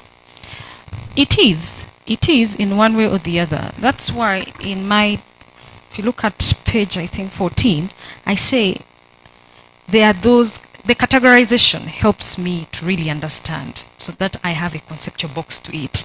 So there are acts that have underpinning issues of corrupt acts, but not necessarily, they're not necessarily within the political corruption domain. But when you dig deeper, like I said, you get to understand the scale and the magnitude of the matter.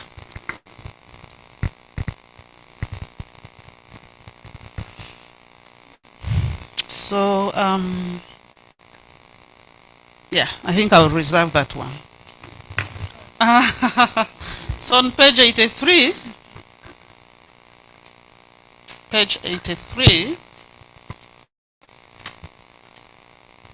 you quote, Museveni told me that to stay in power, 3 things are essential: a loyal military, friendly neighbors, and money.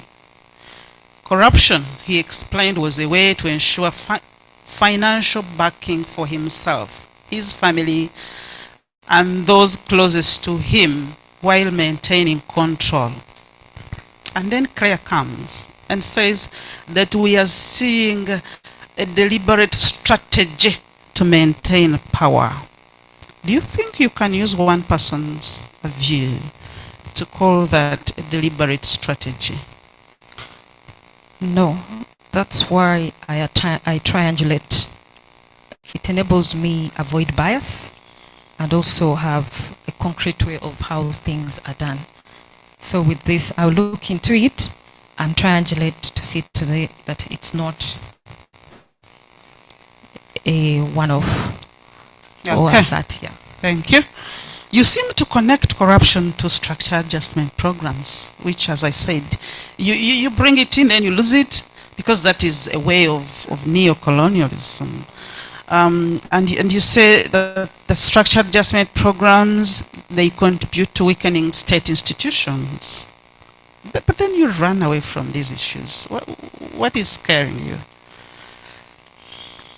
There's a lot scary, but I'll look into it. Okay. Yeah. So we move. How many minutes do I still have? 15. Oh, let me see what I still have. Okay. Okay, so we move to the causes of political corruption.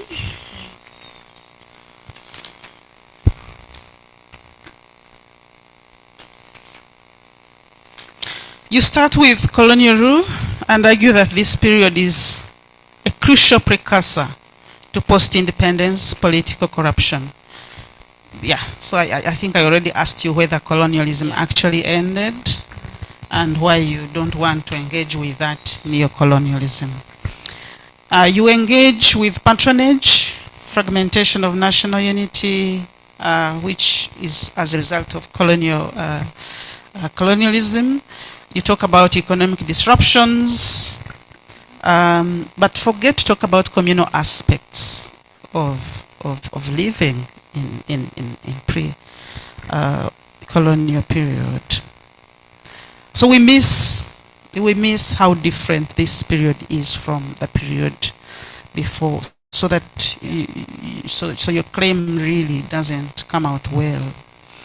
But beyond this, we need to interrogate whether all countries that were colonized inherited this stubborn vice.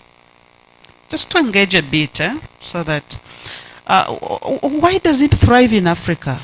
Why does it thrive so much, especially in maybe even outside sub-Saharan, but it seems to thrive so much in sub-Saharan Africa?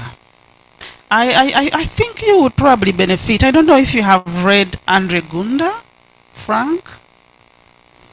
I haven't engaged with him. You need to probably read these writers, Frank and Linda, John Perkins, and maybe you could be able to explain a bit of what is happening in the neo-colonial era, to be able to strengthen what you're calling the root cause of the problem. Because the fact that you are having a government, then you have another leader who comes with this strength and motivation to fight corruption, and then somehow they also fail. Then you get another one who, I mean, there's a reason to find this root cause. So I would probably implore you to read these writers and be able to see whether their views might be helpful to your study. Thank you. You claim that your study is stressing the deep-rooted causes of corruption, unlike other studies. And we see that whenever you talk about ethnic decisions or tensions, poor leadership, or weak institutions, you seem to put a hint towards the colonial legacy. So meaning that you probably need to give it some time for us to get to understand what you mean by this. And definitely then why it persists. Because we might wonder whether it is in African blood.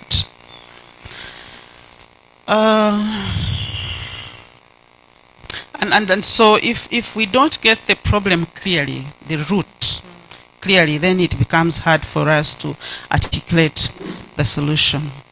If, for example, we are talking about ethnic divisions, how can enlightenment about the tuko pamoja, we are one, how can people get to understand that actually there was certain drive of divide and rule, and for people to understand that they are one?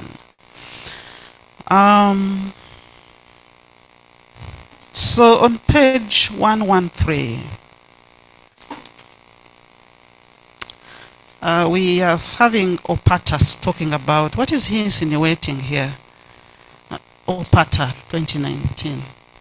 He says that he described corruption as a deeply entrenched aspect of African social, political, and economic landscape, arguing that the colonial rulers strategically employed corrupt practices to prolong their domination and manipulate local elections in the 60s and 70s. So in other words, there is still an influence on Yeah. elections, or Yes, the or local. something? Yes, within the structures during the colonial time. Okay. Yeah. Okay. So on page 116, I like how you engage. You know, you're bringing kind of different views, and you engage. For example, these quotations. So you engage, and that's what I mean. You need to bring in different views. So 117.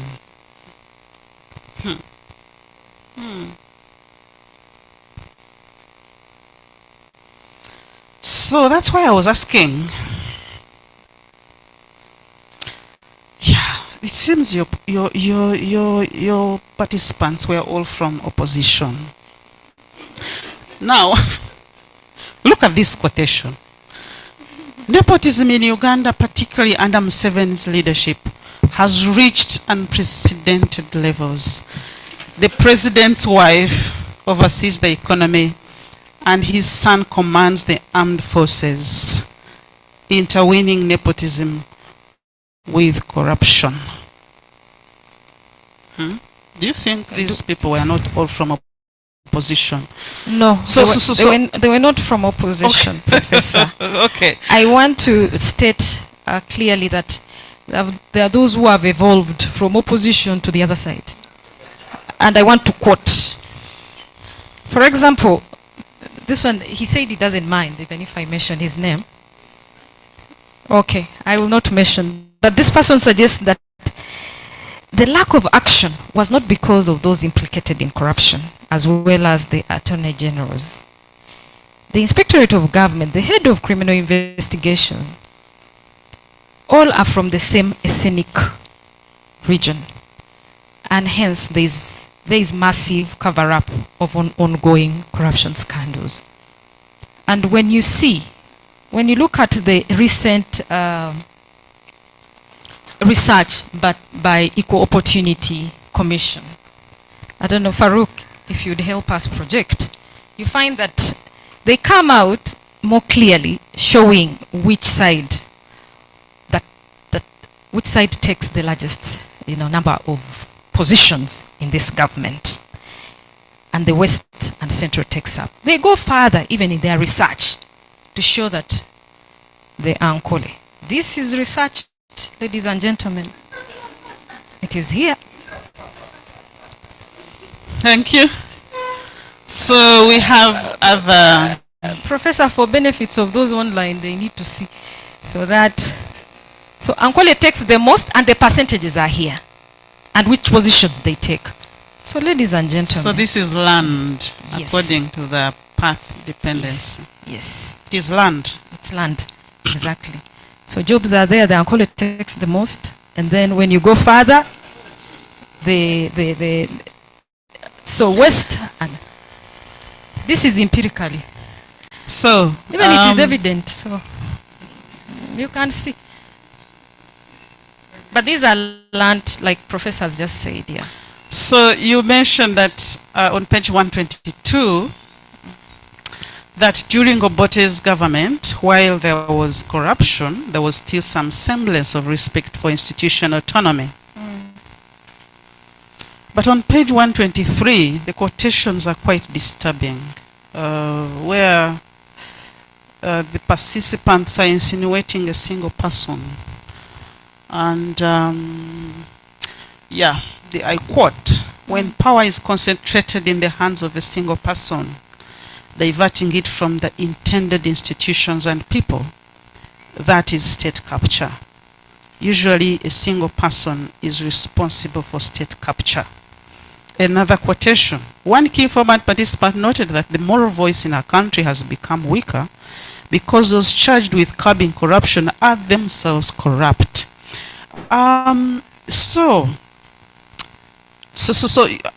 I seem to see what you mean when you talk of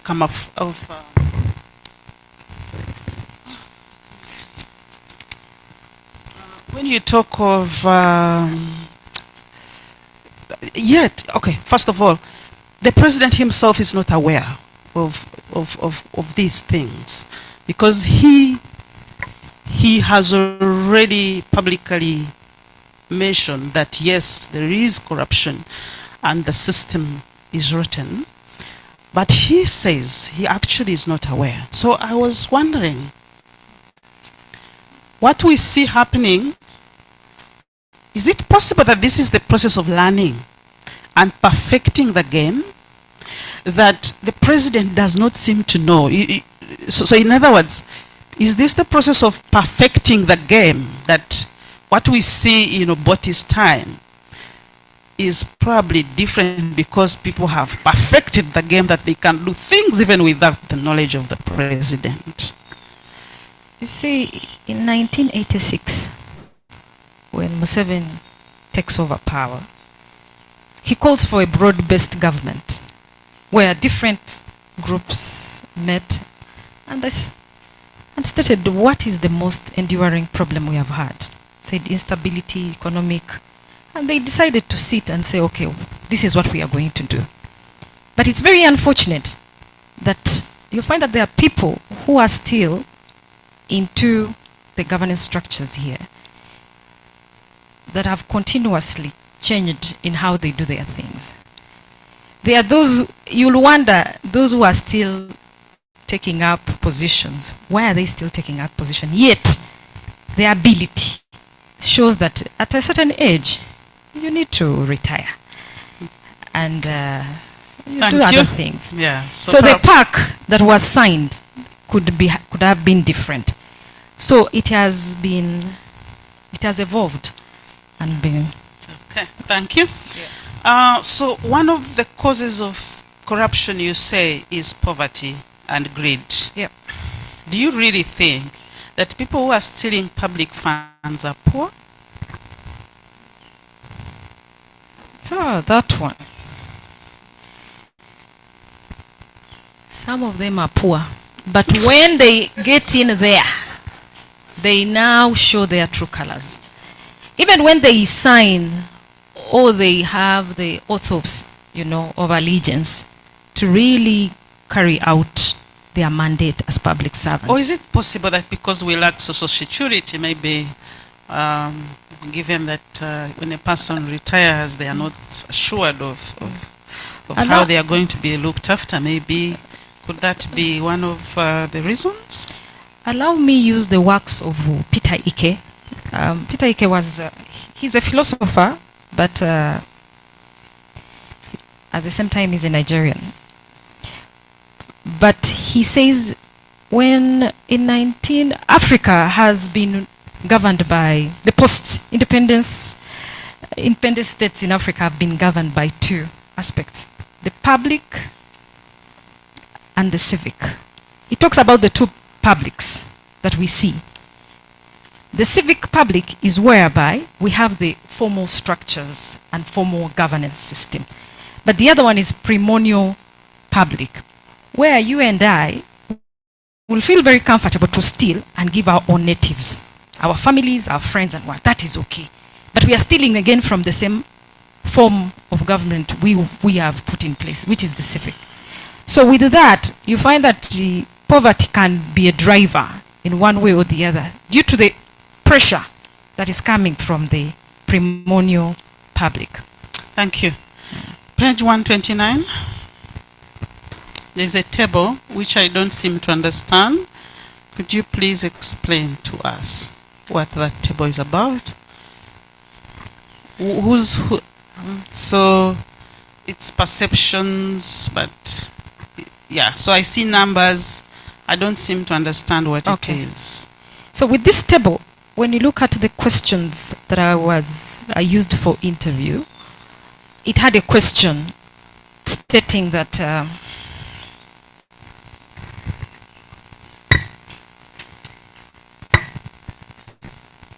it had a question that was ranking the different governments that Uganda has had over time.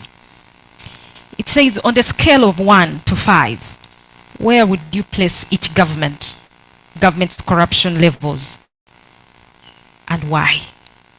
Now, there are those who ranked Obote, Amin, but there are those participants who were very hesitant to rank. So when you say 1, you mean one participant ranks that? So one participant ranks across the different political governments. So you find that there were only 8 participants that attended to this question. That's why there is one participant who said that the measurement tool is very small for the current government. It needed the scale should have been the comments, these comments are from participants. Yes, absolutely. So when you say this scale is too narrow to assess political corruption in Museveni's government, and then you put on Obote 2, what does that mean? You put on Museveni 5, Obote 2, Amin 2, what does that mean? It means a scale from 1 meaning fair enough, 2 no, okay. It doesn't make sense. Yeah. Because the question here is about Museveni's government. But then it is applying to Obote 1 and Obote 2 and Amin. Yes, but when you look at, Professor, when you look at participant 1, the participant 1 ranked each government. Okay. I thought these were numbers. So this is participant 1. Okay. Then there's participant 2. And okay, fine. There were 8 participants that answered this particular question. Okay, thank you. So you indicate that when we come to the anti-corruption efforts, you indicate that the World Bank and its allies promoted anti-corruption efforts. And although Uganda adopted these standards and frameworks, which are quite many, and actually you present them, nothing seems to have changed. In other words, the more things change, the more they stayed the same. Do you think you have an explanation why? Do we own these? Thank you very much. Because, yeah, so just say something. Farouk, can you help us? So as Farouk is trying to help us, slide, yes. So you find that my appendix, Professor, the appendix shows, when you look at, I attach it, there are different institutional frameworks that Uganda adopted. And in the process, when World Bank in the 90s, during the structure adjustment programs, some of the aspects they stated clearly that for us to give you the money, we need you to have... So they're externally driven.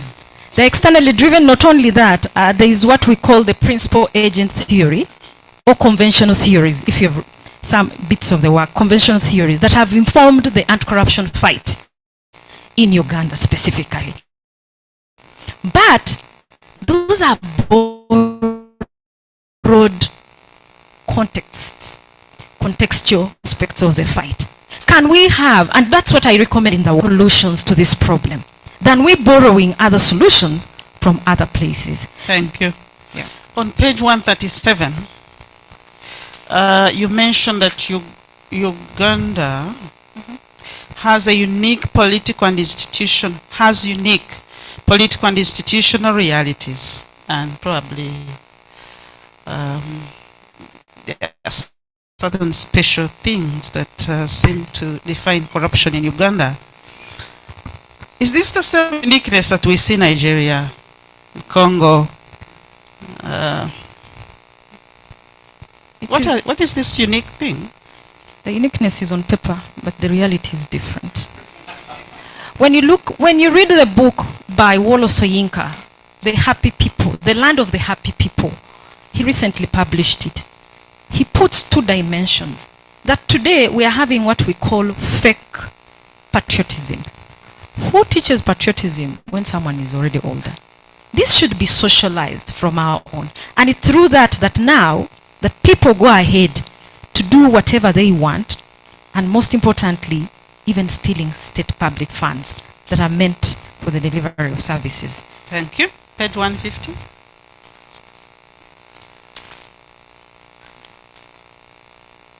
What do you mean when you say corruption is rooted in Uganda's history, society, and institutions? What are you referring to here? When is Uganda born? Uganda is born there. I want to state clearly. Uganda is born. There is what we call critical trajectories. When a path has been chosen, it is very important. But there is what we call critical junctures that any society goes through. For example, what are you referring to here? For example, critical junctures are the points that when you see that you use let's say a shortcut and it's not getting you to where you are, you come back to the point you started from, and then you again restructure. So there are critical junctures that are very important, and we see that critical juncture in 1962, that Uganda became a sovereign that would manage itself. It meant that you can set the rules and the games of how you want to govern yourselves. Okay, anti-corruption, I mean, you could think about that and see whether that statement is clear. You talk about anti-corruption and you say Amin's accession to power was an anti-corruption coup against Obote's government. The NRM came with an anti-corruption Uganda promising to sweep away the corruption of the past governments. However, the vice instead escalates.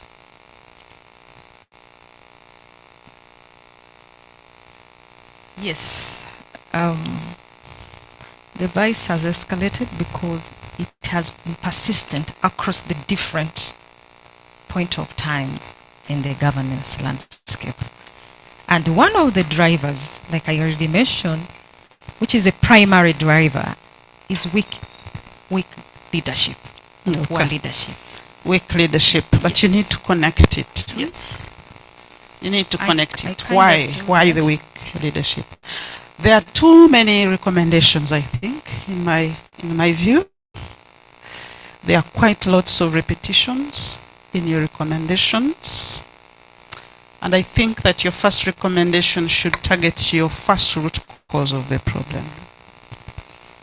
So that we clearly know that you're actually dealing with, you want to deal with the issue. And then you also, in your recommendation, you mention economic reforms for reducing poverty. I am wondering what these are and what you're actually targeting. Yeah. In the Ugandan space today, it's just that maybe people in academia may not see, or else there is poverty across, but that poverty is subject to the economic power. If people are facilitated very well, different activities that can, enhance their well-being, then they can be able. So it's something I'm going to look into and see to it that I can connect that to other recommendations. Okay. So, yeah. So I just want to conclude by emphasizing this, that you promise to trace how colonial legacies, power and institutional factors shaped and continue to shape corrupt practices that transcend political regimes. But I seem to miss it as we go deep into the thesis. You seem to play around it. You basically document historical and structural patterns of corruption that have not been well documented, as you said, especially in the academic setting. So you need to choose between the two. Whether you actually want to do a historic evolution or whether you want to document. So, and if you want to choose historical evolution, then you need to strengthen, as I have all along been mentioning. But at the moment, documenting is basically what you have done. For my emphasis, the theory of, is it called historical institutionalism or path dependency, needs to be interrogated at any stage when you have a chance to do that. Because at the end of it all, it seems to challenge the causes of political corruption that you state. If you say political leadership, we need to strengthen it, but then we are wondering, even if we strengthened it, we have already inherited something. You get my point? So we need to really interrogate this theory, and we also need to make sure that we use Evans or Chalmers strongly to bring out our points clearly and strongly.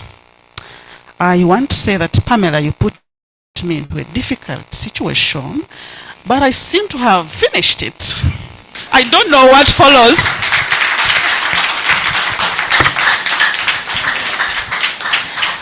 Oh, thank you very much. Thank you very much, Dr. Ninsiima. I couldn't think of anybody else that could do this better than you.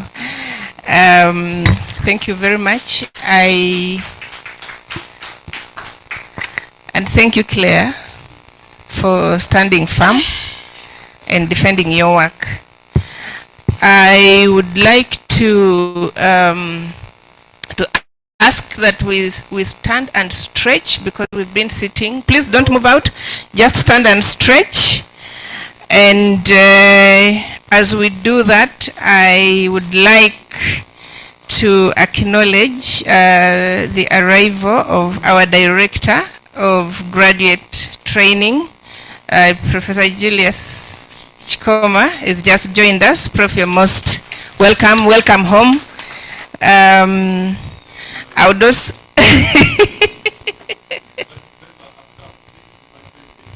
yeah. Oh, President, thank you for bringing us the director. I would also like to acknowledge the presence of the director, quality assurance. Dr. Cyprian Misinde was online. I trust that he's still there. Please, you can take your seats. And yes, we are very happy to have Dr. John Mishemi from statistics. Welcome to this side of the campus. And this is how we do things this end. Okay, so we are getting to the panelists now, and I'm going to invite Dr. Robert Kakuru to come in first. He's online. I hope that the internet can continue to be friendly and allow Dr. Kakuru to make his comments or ask his questions. Thank you very much, Dean, for this opportunity to ask the questions. Not sure how you thought about it, that I have questions, not comments. To Clare. I want to see your face, please. Doctor. Yes. Yes. Can you see me? Yeah, I can now. I want to put the face to the... You can see my face? Yes, I can see you now. Yes, Clare, we have met once. We have met once, I think, in the corridors of Market. But Yes. allow me to switch off my video because my internet is unstable. It's okay. It's okay. Thank you. Okay, thank you very much. Once again, I want to congratulate you upon this step of your PhD journey and for choosing to interrogate a very sensitive topic on corruption, particularly at a time where the corrupt are becoming more powerful than the institutions with a statutory mandate to fight corruption. It's very interesting. I have listened all your presentation and the submission by the critical reader. It's very insightful. To maximize my time, allow me to ask you something. If I heard you well, you said that most studies have not conceptualized corruption. And I ask myself, in this study, have you adequately conceptualized corruption?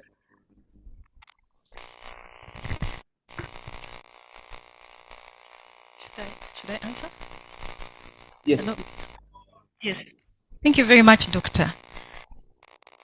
Studies have conceptualized corruption, specifically political corruption.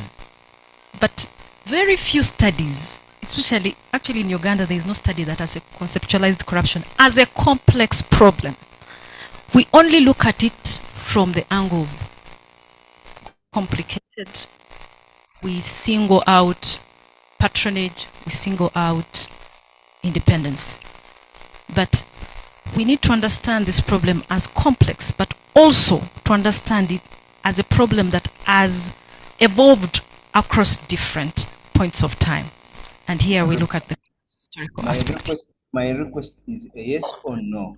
Have you adequately conceptualized corruption? Yes, to some extent. Yes, to some extent. Great. Have you come across, in your analysis and your study, have you come across a corruption equation in your conceptualization of corruption? Come again? In your conceptualization of corruption, Yes. have you or did you come across the corruption equation?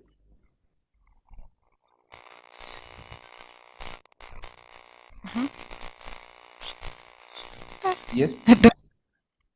Yes. That one is very complicated. It's complicated like itself. I have not, there is a diagram, I think if you interacted with the work, where I look at the connecting nodes, one leads to the other. So when you say, have I come across the corruption equation, maybe I need to know more about corruption equation. In the corruption equation, we have a C which equals R plus D minus A.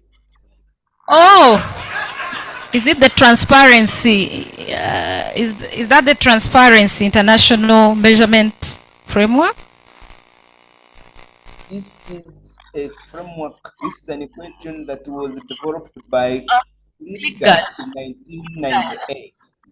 Yes, I've come across, actually I've also met Cliggott himself. So I have come across to it where he looks at corruption equals to minus accountability, equals to minus discretion to monopoly. Yes, I have. Oh, great. Did you integrate this equation in your work? I didn't integrate it in my work, but it's something I can think through because it's a good aspect to really think through and see how I can incorporate it. Great that you have appreciated that it is important that you have integrated this equation, and please think about it. Next is about the theoretical framework which has been raised by the critical reader. I want you to convince me that one theory was not enough, and therefore you went to the second one, and the second one was also not enough, you want to say third one, in a sense that highlight what is in A that is not in B, but what is in B that is not in A, and what is in theory 3 that is not in 1 and 2. If not, you drop 2 and you remain with 1. Because it all goes back to the conceptualization. Do you have any comment to that?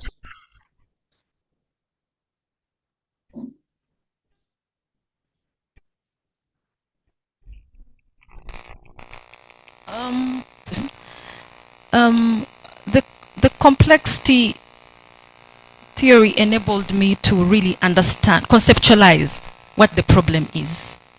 And any complex problem has characteristics to it. Now, one of it is the initial conditions. Are you saying that 2 did not allow you to conceptualize? They did not, because the complexity, like I already said, the complexity of this matter required a complex thinking. Because given the corruption we have, you cannot just conceptualize using historical institutionalism, how institutions have been shaped, and the incentive they create, and the path determinant. Because we need to understand what is the problem, and how can we overcome this problem. And that is what has affected or hindered the fight against corruption. We don't understand the problem. We are more reactive than proactive in terms of our strategies. Okay. You started political corruption, right? Yes. Is it different from the normal corruption that we deal with? What is the difference between political corruption and corruption? Now, in the extreme literature, there are 2 types of corruption. Of course, I won't discard the fact that there are other types of corruption. But there are the main ones that has been highlighted across time. One is petty corruption, which is regarded as bureaucratic in nature. This one involves a police officer getting something small, a traffic officer, you give him, so that everyone, and in that type of corruption, no one is hurt. You find that all of you are happy. A nurse whom you've given some little so that your kid gets a drip, you find that all of you are happy. That is a petty, and that is bureaucratic. That one is managed through different legislation or audits. That one is easily managed. Now there comes political, which is grand in nature. This one involves high level actors. We have ministers, the ruling elite, high level businessmen, the military. With this, there is huge embezzlement of funds.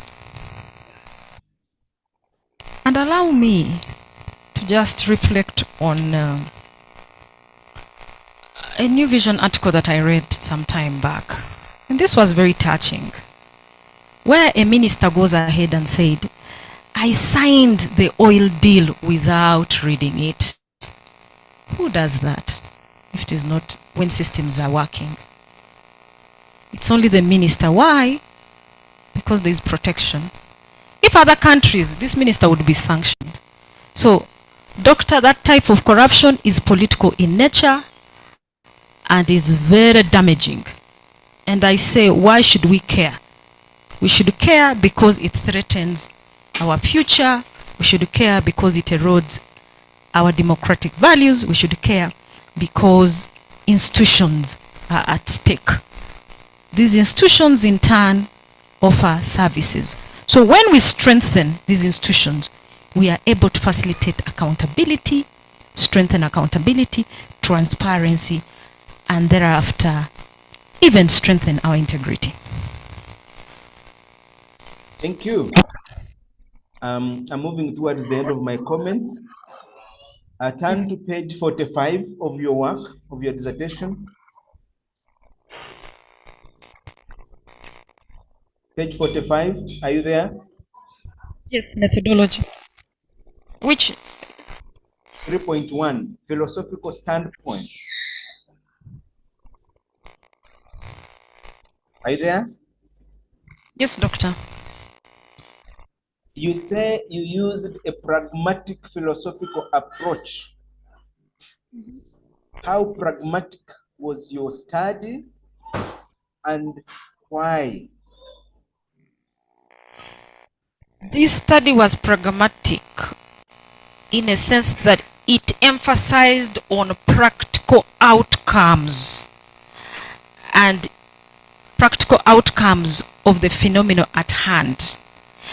And the reason why I used it is because it focuses more on the effectiveness of actions and consequences that are produced over time. But particularly, it also sought to understand the multifaceted challenges of political corruption, where there is the observable, which is objective in nature, the historical artifacts, and also the subjective angle, which is more, it has the interpretation and meanings of those who have lived across time.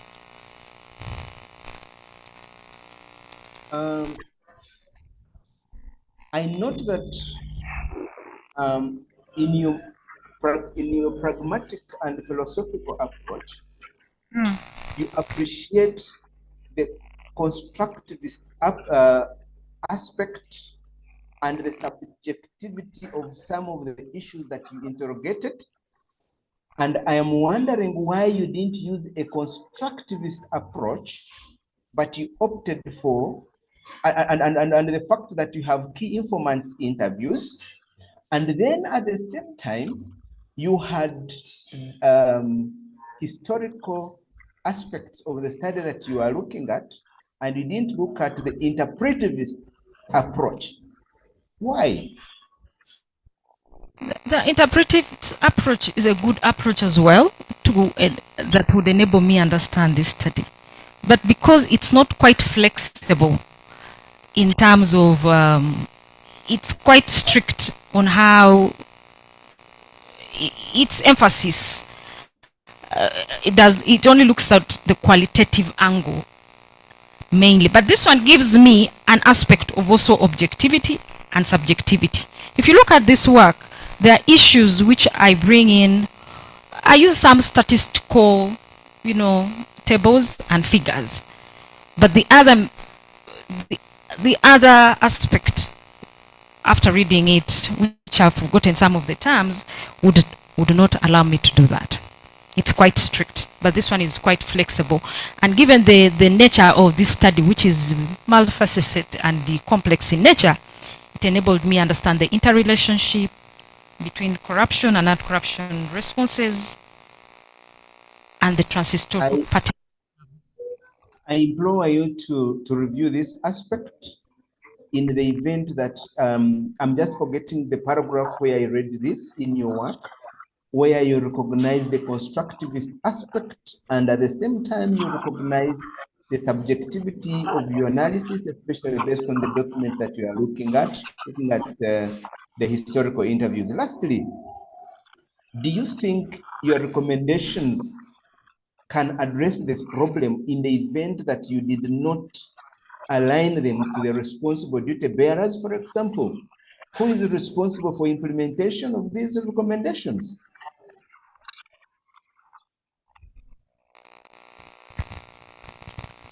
Doctor, that one is a very difficult question. This is a very sensitive matter after 40 years of power of our leader. But that said, we just need to change. Leadership is the core of this whole process. It is of critical urgency that we need to look at. I'm not convinced, Clare, you need to really make recommendations that are either institutional targets, because otherwise no one will implement these recommendations at some point. Just think about it, and I wish you good luck. Thank you.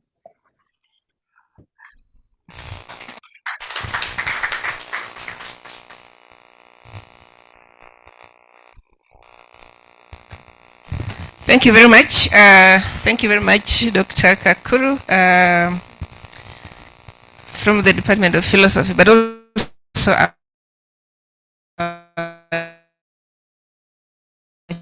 chair of Makerere University Academy. I will now invite Dr. Chris Tuhirire from the Department of Religion and Peace, and as he comes, I would like to acknowledge, recognize the presence of very important people here. We have DVC, UCU, Dr. Professor David Mugawe with us in the house. We're very honored to have you. And we have Madam Sarah Tavaswa from UCU as well. I will keep recognizing different people as and when I get information in our attendance. Thank you very much. And Dr. Chris. Thank you very much, Dean, and Chair of this PhD defense. Clare, our candidate, and all of you colleagues. A lot has been asked, and I think the critical reader, my former student, has engaged with you very well. Let me, so far so good, not so clear? Yeah. It is hot.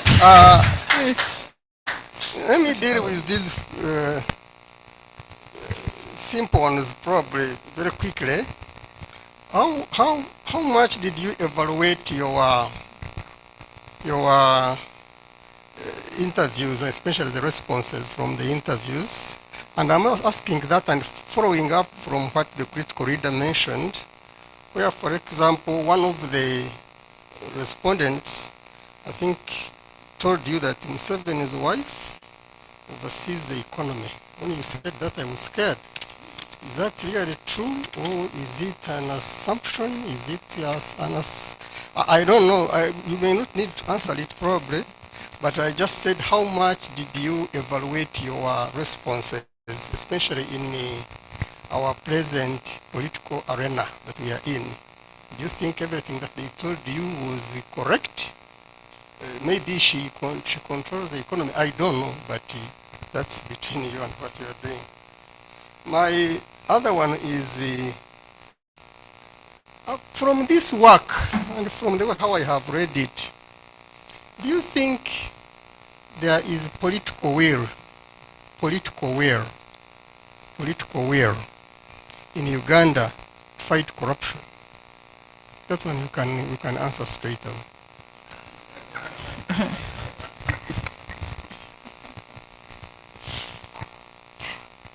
Professor, political will is a term that is very problematic. Problematic in the sense that even if we say political will, there is political will, but lack of political commitment. There is political will, but lack of political commitment. Fight corruption in Uganda. Yes. You think that is the reason why it has persisted for long? The reason why it has persisted is that it is very, corruption in itself is something that happens in the hidden. You can't sometimes know the actors. The other day we were having a discussion with a colleague, and he says that there are about 4 things. We have the office, we have the institution, we have the person, and the invisible. But you find that this person is just a person in office, but even has no mandate, but you're just in office. And some of us could be having that in our office. So you find that this political will and commitment go in tandem. We need both. Okay, it's fine. And looking at political corruption, which you investigate in this study, Actually, I saw how you defined it, and I was even wondering why there are so many different terms in this work of yours which I came across. I was wondering why you didn't have a section on definition of key terms as used in your work. I didn't easily find it, probably it's there, but I did not easily see it. And I wanted, for example, how you define political corruption as used in this work yourself. But reading political corruption, what immediately came into my mind was you are trying to classify corruption, political corruption. I immediately thought, is there such a thing as economic corruption, as religious corruption, and maybe any other form? Then, as I read along, I found where you state that there are two types of corruption. I believe there are more than two, probably, as you said. You talked about petty corruption, then you talked about political corruption, and you seem to state that petty corruption is easy to deal with. Actually, you are kind of like dismissing, this is very easy to deal with compared to political corruption. I tend to disagree. I thought it is probably more difficult to deal with a police officer on the road who has gotten a kit kidogo from somebody who has a problem on the road. That corruption between the two of them is more difficult to deal with than actually the broader grand corruption that you refer to. I didn't seem to agree with you, but probably you can convince us that this petty corruption is easy to deal with. The way you dismiss it, this is very easy to deal with. Are you sure it is really easy to deal with? Thank you very much, Prof. I want to make a claim, a disclaimer. Corruption is corruption, and it has serious consequences to it. The petty one we are talking about, cumulatively, has very serious consequences, cumulatively. But how to manage it? Once the leadership is right and the center is holding, Professor, corruption can be fought. Sure. Absolutely. You said when a police officer gets something, chit kidogo, yes, both of them actually are happy and they take their way. Because the consequence, you'll find that both of them are happy because it doesn't hurt any. But cumulatively, it has a problem. That one I acknowledge. I'm not convinced that really this is easy to deal with. Maybe once it is only easy, Prof, when the leadership, which is now the political leadership, is more willing to really set out arms and say enough is enough. There are medical equipments in the hospital, traffic officers, everyone, the roads are well aligned, there are markings on the road. This is how things work. That one can easily be dealt with. But once the political one is still on the move, it is very difficult to deal even with the petty. Okay, we can leave it at that for now. In your findings, you seem to show that corruption has persisted through all the political administrations since 1962, with a notable, I want to underline notable increase under the current regime. I want to believe you are referring to the NRM government, where there are clear indicators. My question to this is, what are the clear indicators? Is this an assertion or is it based on statistical, well-founded evidence? These indicators is looking at the scale, the form, and the visibility. Like I already mentioned, why we see, and I want to applaud the NRM government for that, we are able even to see that there is this corruption in terms of reporting in the newspapers and different domains where we can get information. So with that, the readings from the things we see from the newspapers, the radio talks, we find that this corruption, it's more visible. And that now links exactly to what is the gist of my question. There has been a narrative going around that today there is more and open publicity of corruption with the free press, media, talking about corruption freely. What if this free press was not there during Amin's regime, which probably was the case, during Obote regimes? And so today we see and we hear more about corruption because of this free press. But probably it was there, but was never publicized the way it is publicized today. What do you say about that narrative?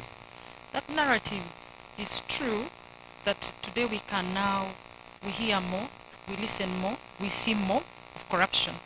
But also, it also brings in the issue of how much of it is said out. Because you'll find that corruption is very elusive, like you know, or you may have. But you find that there are cases.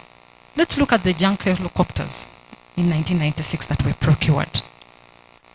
But the case was reported in 2000. So that grace period, what made it, why didn't we have immediate reporting of that?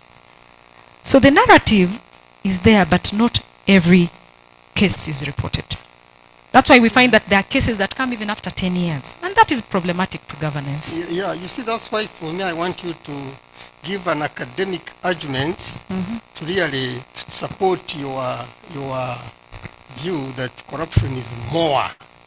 Maybe you would better say corruption is more talked about today, more reported than in the past. But when you just say it was more in this government compared to the past, you really need to support it with evidence that is concrete so that we can be convinced that this is the case. Thank you, Prof. Now, I take that.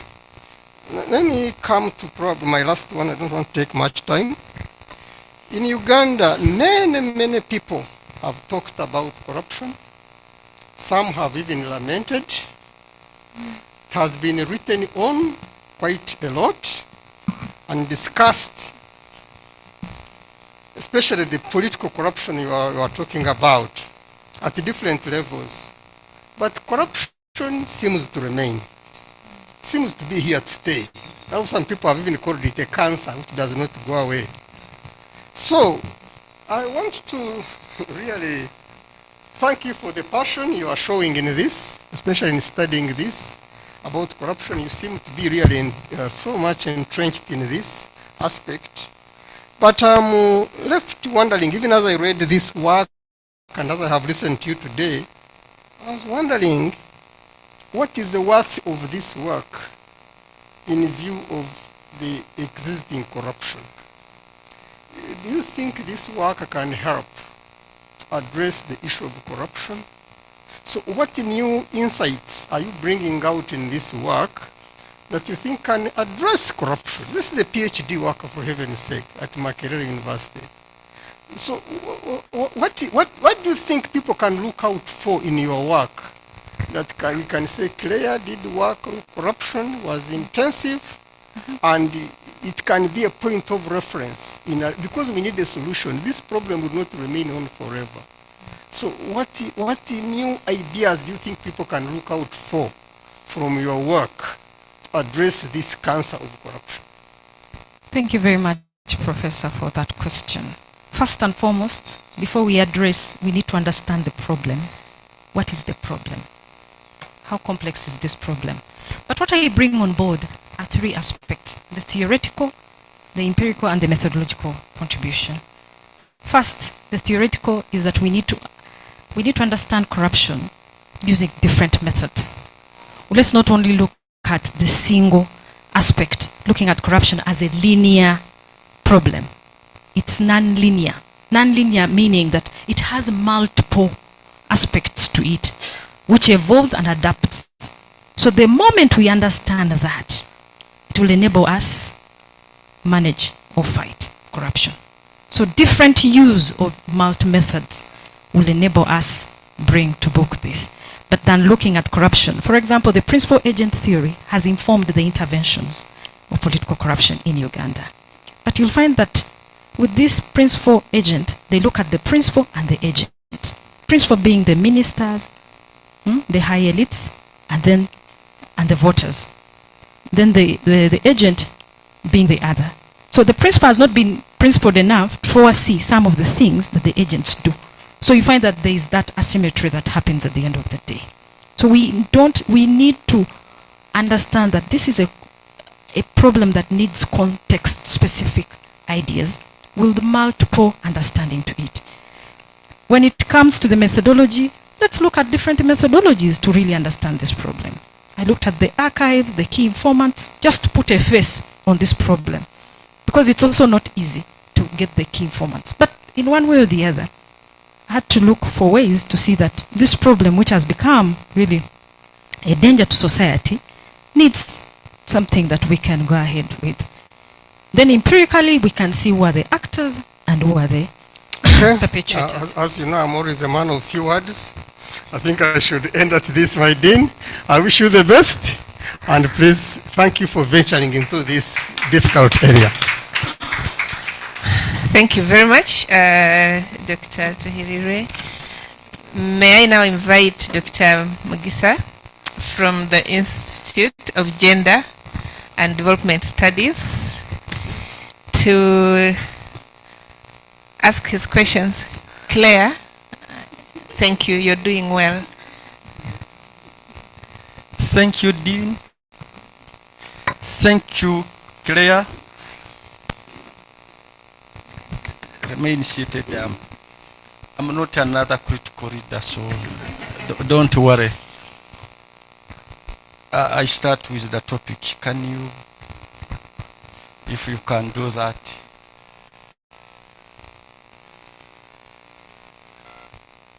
Normally, when it comes to the topic, we have key variables. So like here, when you talk of interrogating political corruption in post-independence Uganda, manifestations, causes, and anti-corruption responses. By interrogating you, what did you mean here? I don't want the answer. Whether you wanted to analyze how corruption has manifested within that. Did you do the analysis or just interrogation? That one you don't answer, you can leave it. But also, as you are presenting and as I was reading, I wanted to get the indicators or the variables of corruption. First, I did not get the definition of corruption. Before you went to the types, it would have been polite enough to give the definition of corruption.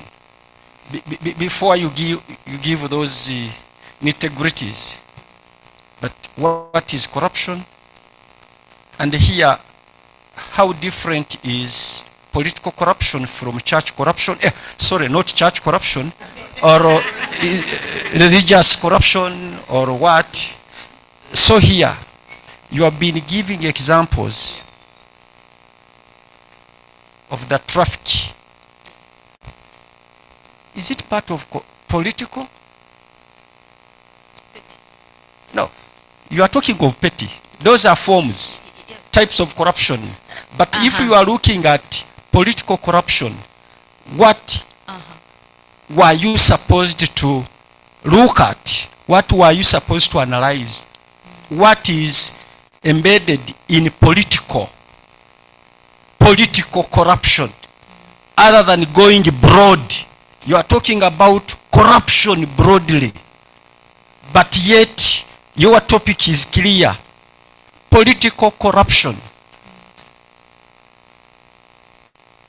So I look at that as something that needed to be particularized.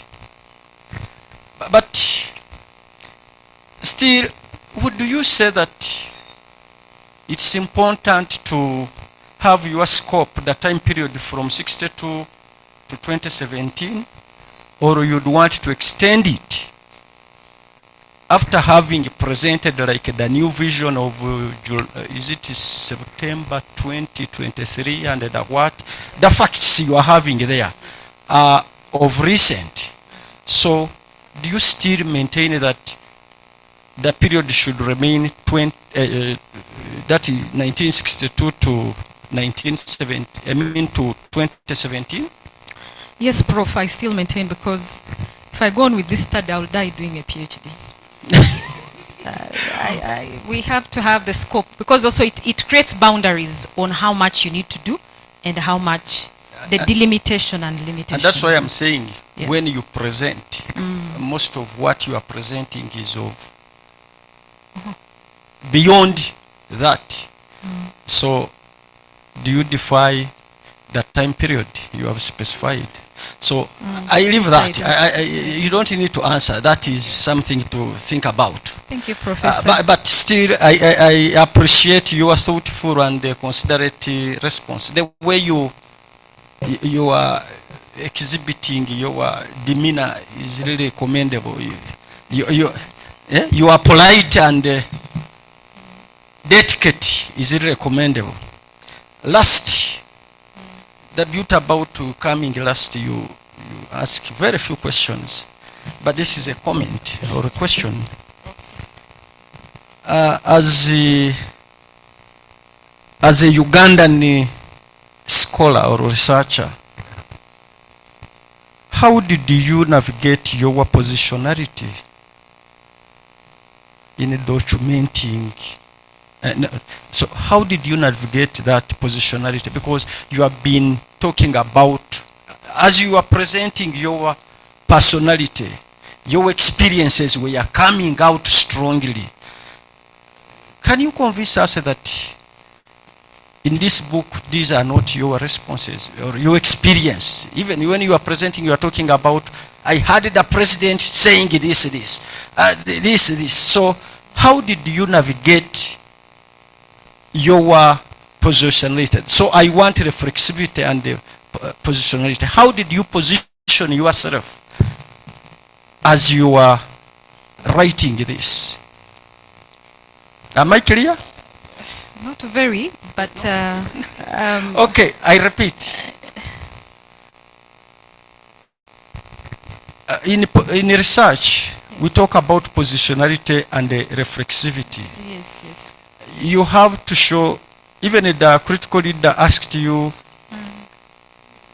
who you are. Yes, Now, given that you are Ugandan, yes.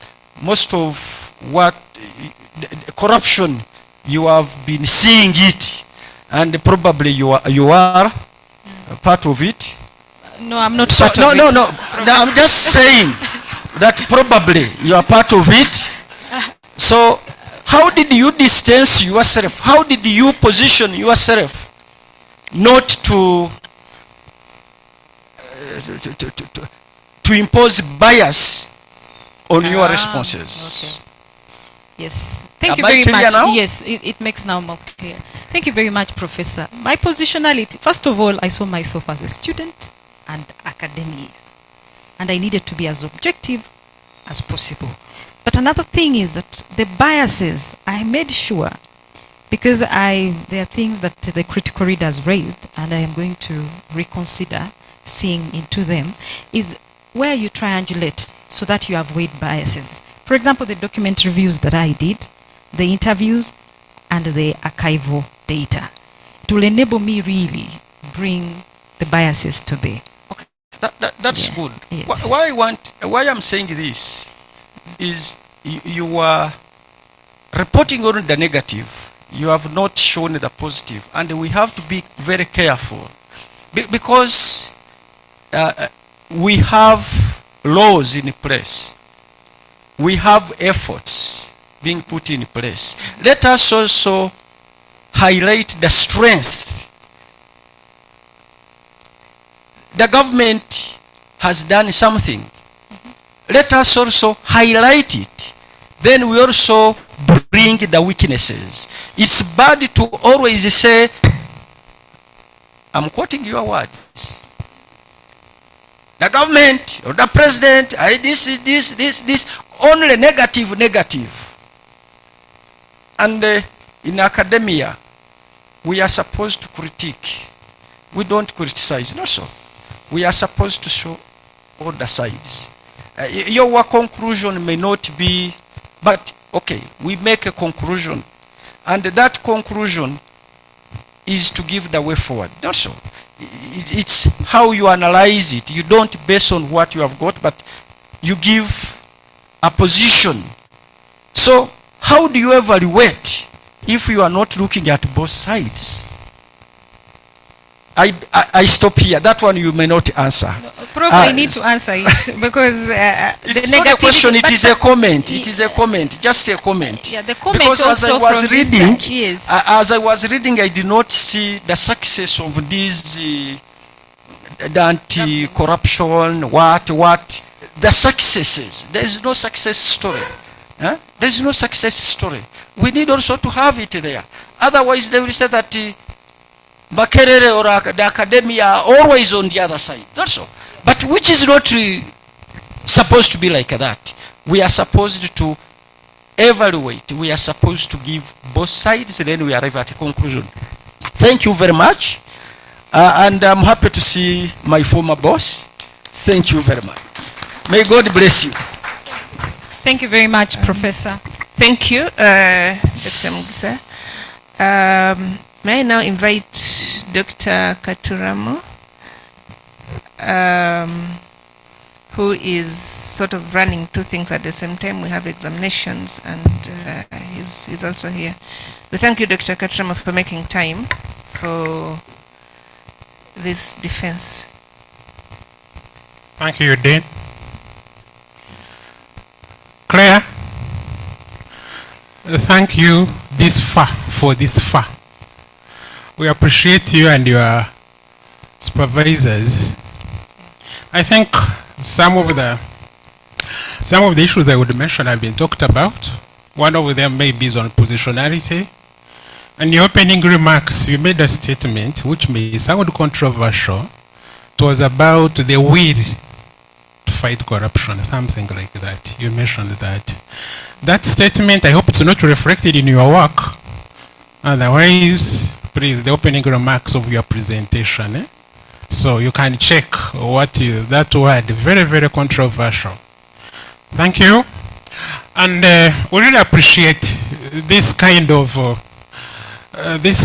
audacity, this kind of being brave to tackle such a topic that is sensitive, trading in a field where people have failed. So we thank you for that. There are some references you made, and I hope this won't guide your thesis, especially on narrative analysis there, about especially allusions to some people emphasizing your work. Your findings about Obote government, how Obote was under political corruption, of course, there, how he was exercising, ethnicity in terms of putting in strategic positions officers who are not really qualified, that kind of element, and you tried to confirm it using a recent statement by Rwakasisi. Let's not be swayed. And Obote, I don't think we need to revisit that. And Obote, with competent people in strategic positions, you need to reconsider that. Rwakasisi should not be a point of, don't be swayed by these utterances. He had issues. He doesn't have any moral authority to talk about that. The recent statements about Obote, during his time, I think he knows his side of the bread that is buttered. That's why he was talking those statements. So let's not include him here. Actually, during that time, Obote was very, very, very clear. Employing people who are qualified, there is evidence there. We shall share it. There is evidence there. Minister there, the Bushenyi is talking about that Rwakasisi. That is not ethnicity. That's not those ministers to be around. Most of them from Bushenyi. So Rwakasisi, let's disregard his word. Otherwise, we thank you. A number of issues have been talked about. Thank you so much.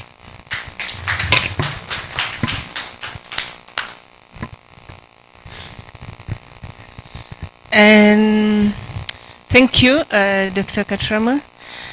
And now I'd like to invite Dr. Martin Chamanywa.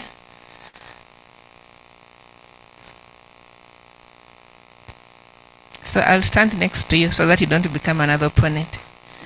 Or just hold the mic for you. Thank you, my Dean and Chair. I'm not going to be an opponent. I'm going to be very brief. Congratulations, Clare, upon this achievement so far.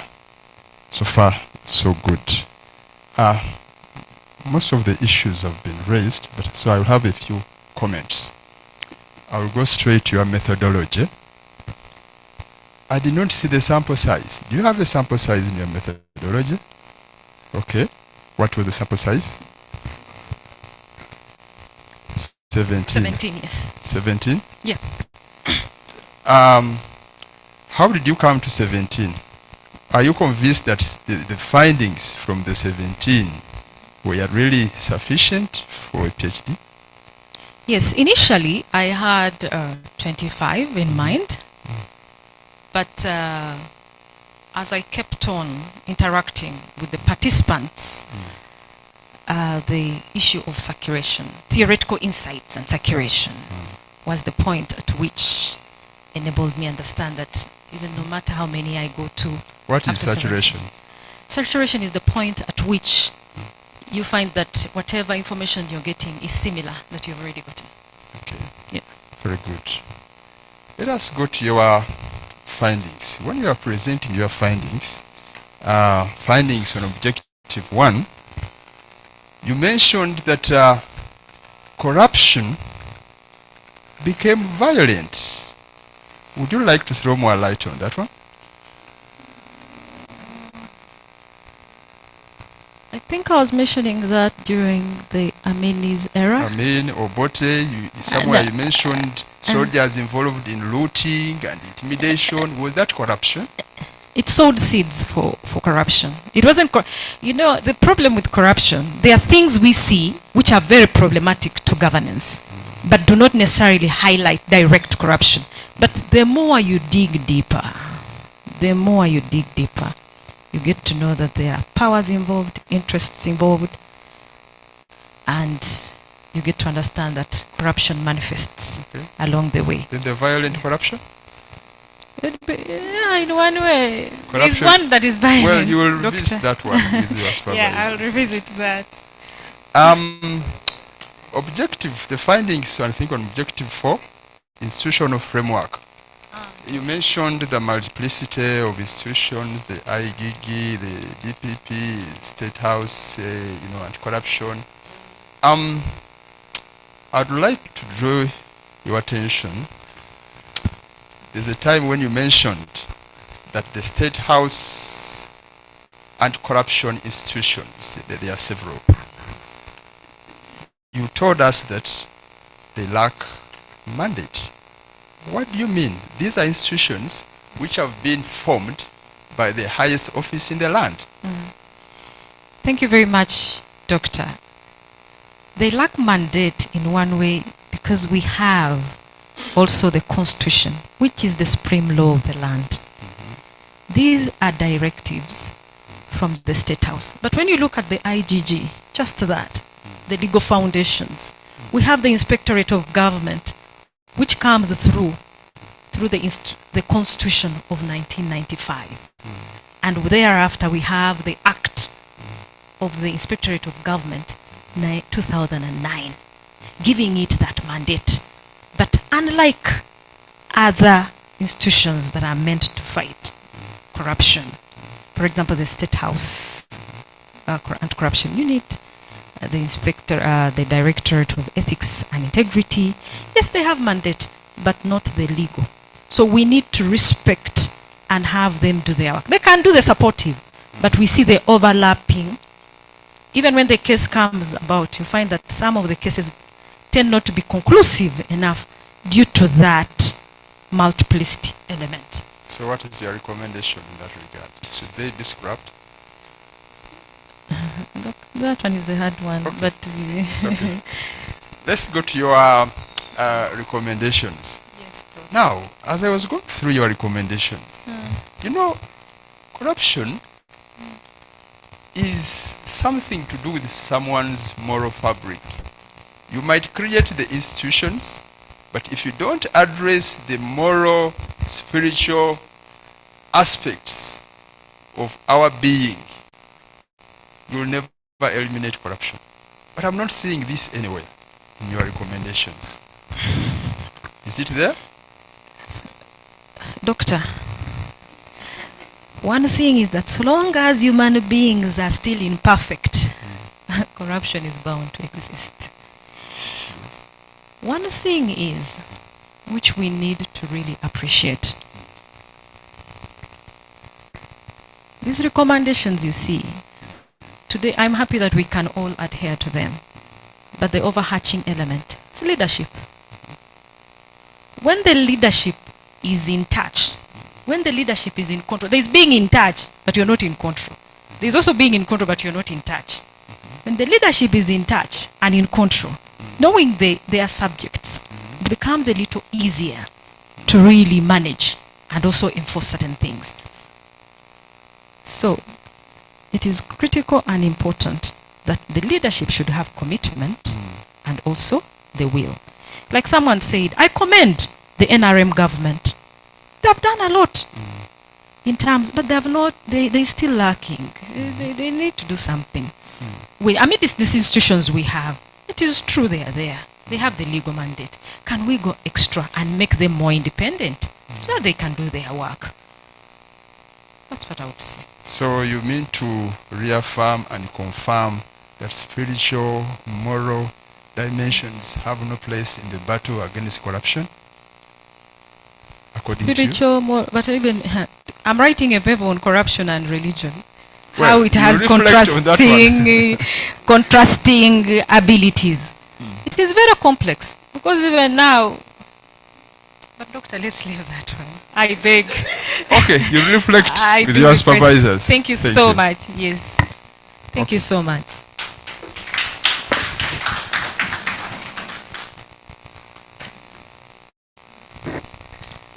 Thank you, Dr. Chamanya. Thank you. Introduce a very critical aspect that I hope Clare can take into consideration.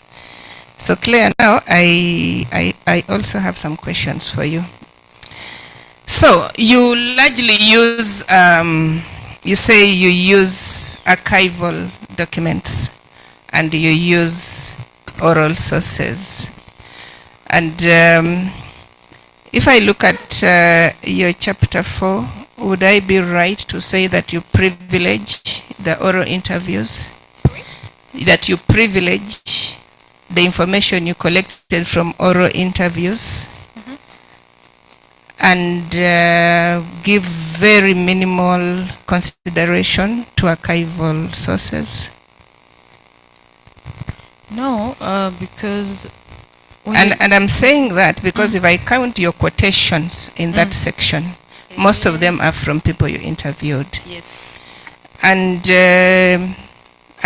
secondly, on page 64, you have this collection of cases of corruption that you collected from the Hansard. But you decide to put them in some table, leave them there and move on. So for a historical study, I would expect you to do a critical engagement with each of these cases and what that tells us.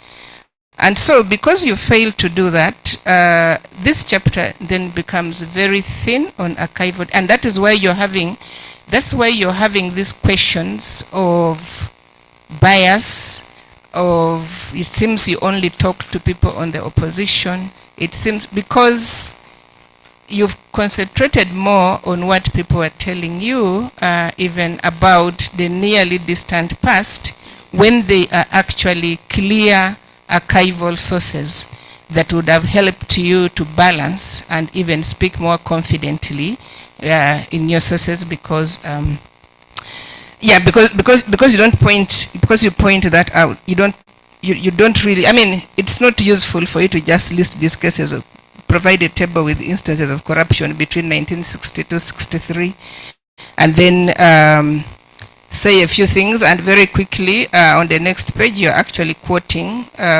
you're actually quoting someone and you go on. And then the other comment that I have, okay, so you did say that Amin in his 18 points why he overthrew Milton Obote's government. In point number 6, Amin said one of the issues was widespread corruption in high places, especially among ministers and the top civil servants, that had left people with very little confidence, if any, in government, and that most ministers owned fleets of cars or buses, many big houses, and sometimes they even owned aeroplanes. So that is the point that Idi Amin gives. So his point is that he's fighting. He comes in because he wants to fight corruption. But I don't know if you also read beyond that, especially if you look at the Auditor General's report of June 1969, that documented corruption in the army. And if you interrogate this period that Amin comes to power and what follows, while Amin accuses Obote of corruption, Obote actually was very aware of the scandals within the military, and particularly a case of somebody who is said to have been very close to Idi Amin, who had procured or ordered for materials to a tune of Uganda shillings 40 million, which was equivalent to $6 million at that time, and that this person in the military had been able to do that, and the money had been paid without any documentation. And so before Obote left for Singapore, he had asked Amin, as the person in charge of the army, to investigate that matter. And so the argument then goes that because then Amin was not also ready to investigate that matter, since that person was his close friend, one way of protecting that friend of his was to make sure Obote doesn't come back. So I think there are these cases of corruption in that period which would really strengthen your study if you know, give it the flesh, so that you're not seen as somebody who is talking more about the bashing against the current government. I think that there's a lot there. And the fact that your study moves from 1962 to 2017, let it indeed be balanced, so that we see those cases also coming out. And what I'm talking about is something which is in the archive. So if you look for that Auditor General's report, you'd be able to. And there are so many other cases. And indeed, most of them, you mentioned them, but you mentioned them in passing. You don't do the critical engagement, the point that the critical reader was raising. Thank you. Okay, so I would now like to get back to my position as chair and open up this discussion to the public. We have 10 minutes, so please let your questions be concise. I have 3 hands in here. I will begin this side and move this side. And for the online audience, please, you raise your hand if you have a question. So let's begin with Dr. Namanya, and then we'll come to Dr. Mshomi. Thank you. So you can just pick the questions. You'll respond to all of. Just pick the questions and move on. Congratulations, Clare. I will just try to be brief. Basically, from the moral perspective, we cannot talk about corruption without that stance. And when you're talking about the petty and political corruption, then you need to let us know the different, types of corruption, so that we can be able to tell, yes, these ones are taking place. But when you just, praise petty corruption, you are actually killing the young generation. Imagine giving a bribe to police officer and the children are watching in a private car. What are you telling them? So you need to think about that critically. I would rather that you bring out different types of corruption, and then you single out that you're going to deal with political corruption. And then again, on the moral side, you also need to bring out, this one brings in your positionality. Because when you tell us that your moral stand is this, then we shall judge you by that. If you tell us the moral stand is the other side, we will also judge you by that. Thank you so much. Thank you. Let's have Dr. Mshomi. My name is John Mushomi from the School of Statistics. Clare, would you say, from either your interviews or in what you read, did you find out any situation or anyone saying corruption has contributed to development also? Number two. Just take the questions, so you'll have opportunity to respond, please. Yeah. Number two, did you find any troubles obtaining ethical clearance and university clearance with the study at hand? Finally, would you confidently confirm that colonialism brought corruption in Uganda?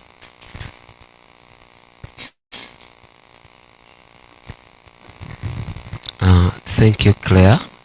I think it's been a wonderful presentation and discussion. In one of your slides, you said that during Amini's time, you could have your wife looted if you walk with her.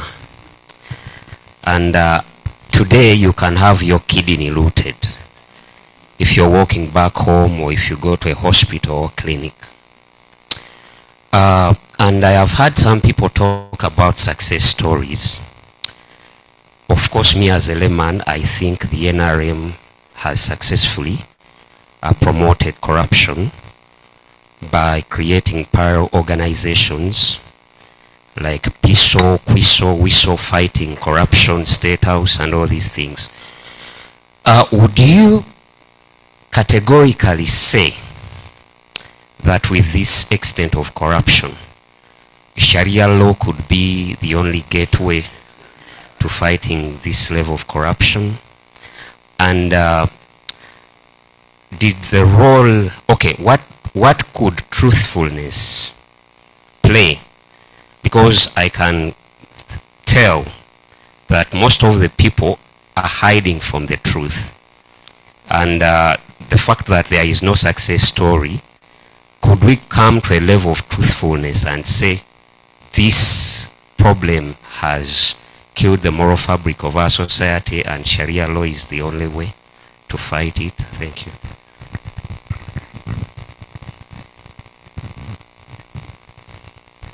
So Claire, I also have some questions from the online audience, and I want you to take these ones because we're really running out of time.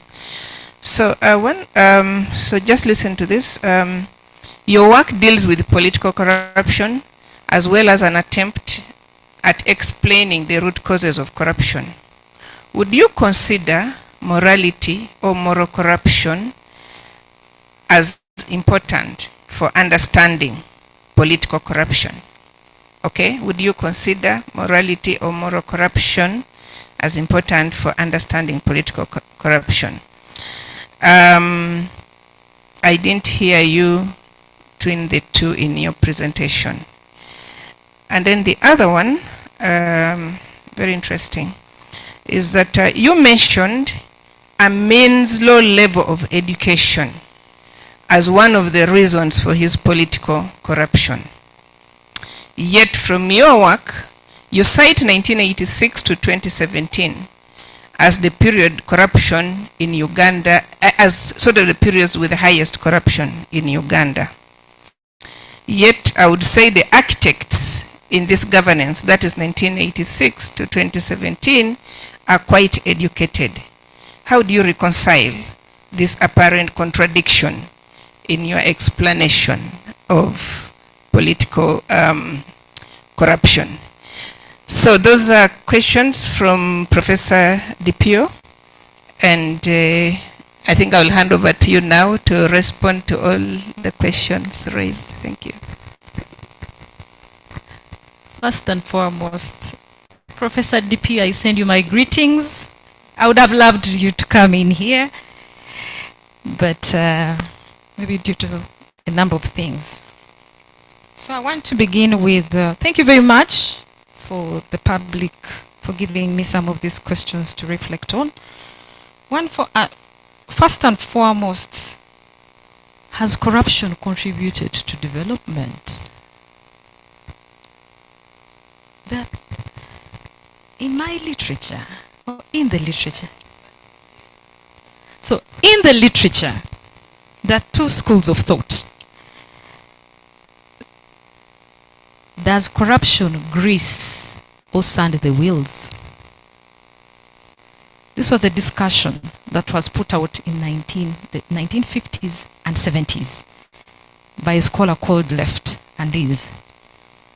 They say that yes, in democracies that have weak institutions, poor leadership, you find that corruption greases the wheels. Because instead of making a long queue, it speeds up. You just pay and you're the next one on the line. That is a school of thought. However, there's a scholar who was my supervisor. I think he's online. He's called Professor Johnson. He writes and says, corruption can become very problematic, whether it greases the wheels. It becomes very problematic for governance.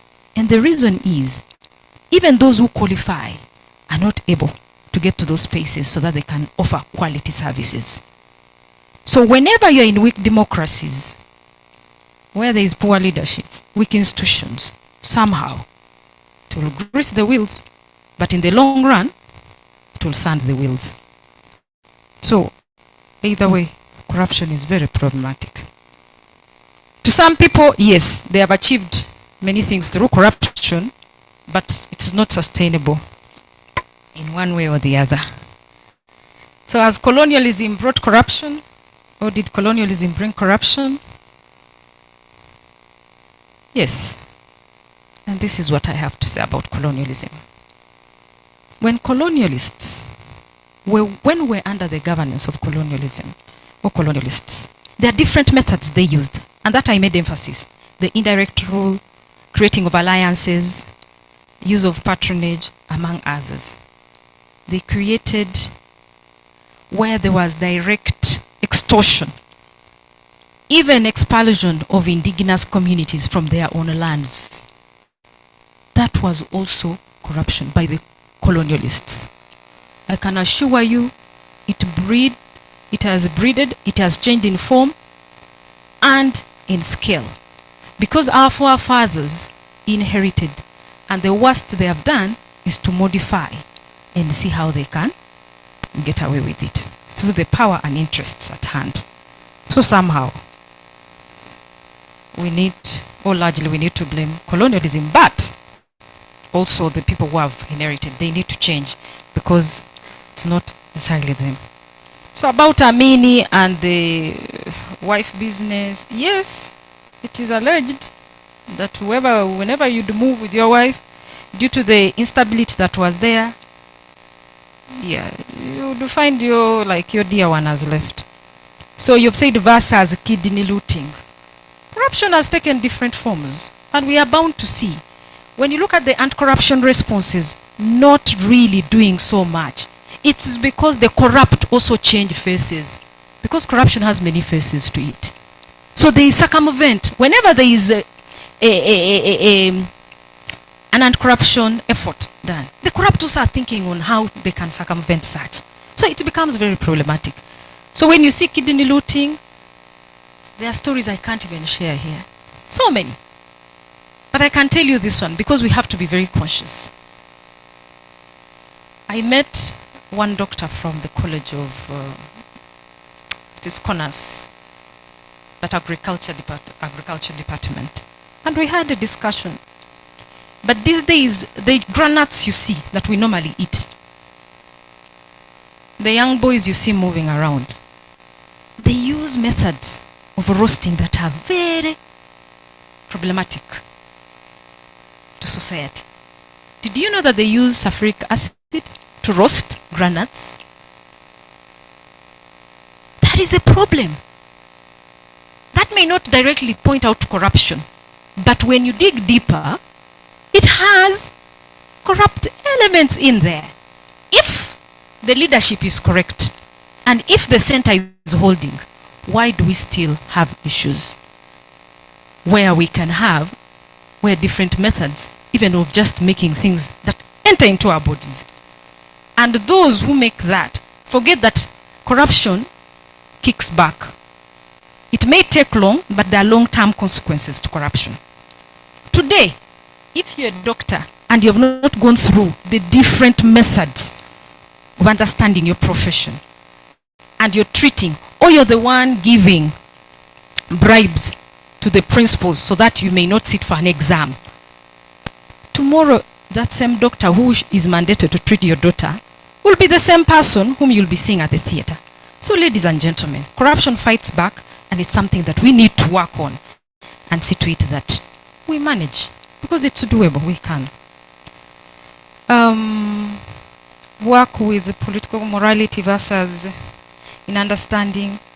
I would work with this, but we first need to understand corruption as a complex problem with many actors. It has underlying causes. Then we can now interrogate some of these aspects that come along.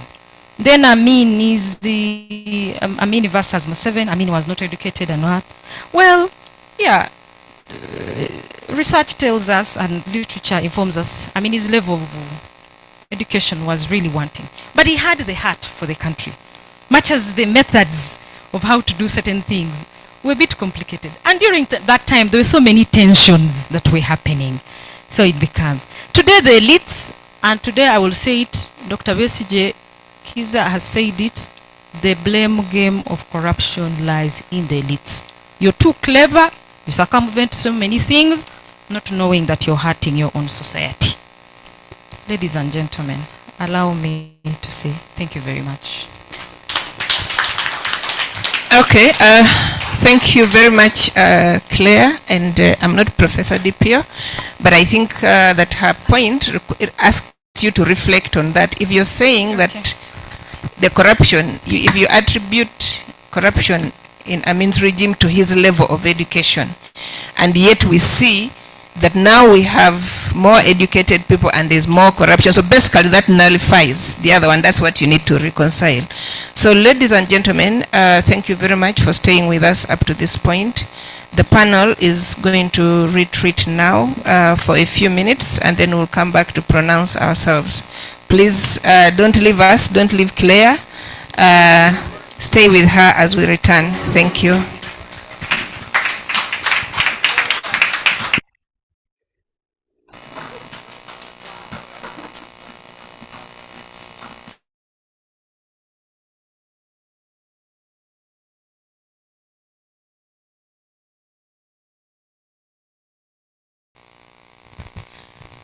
Okay, thank you. Thank you, Farouk. Claire, good afternoon.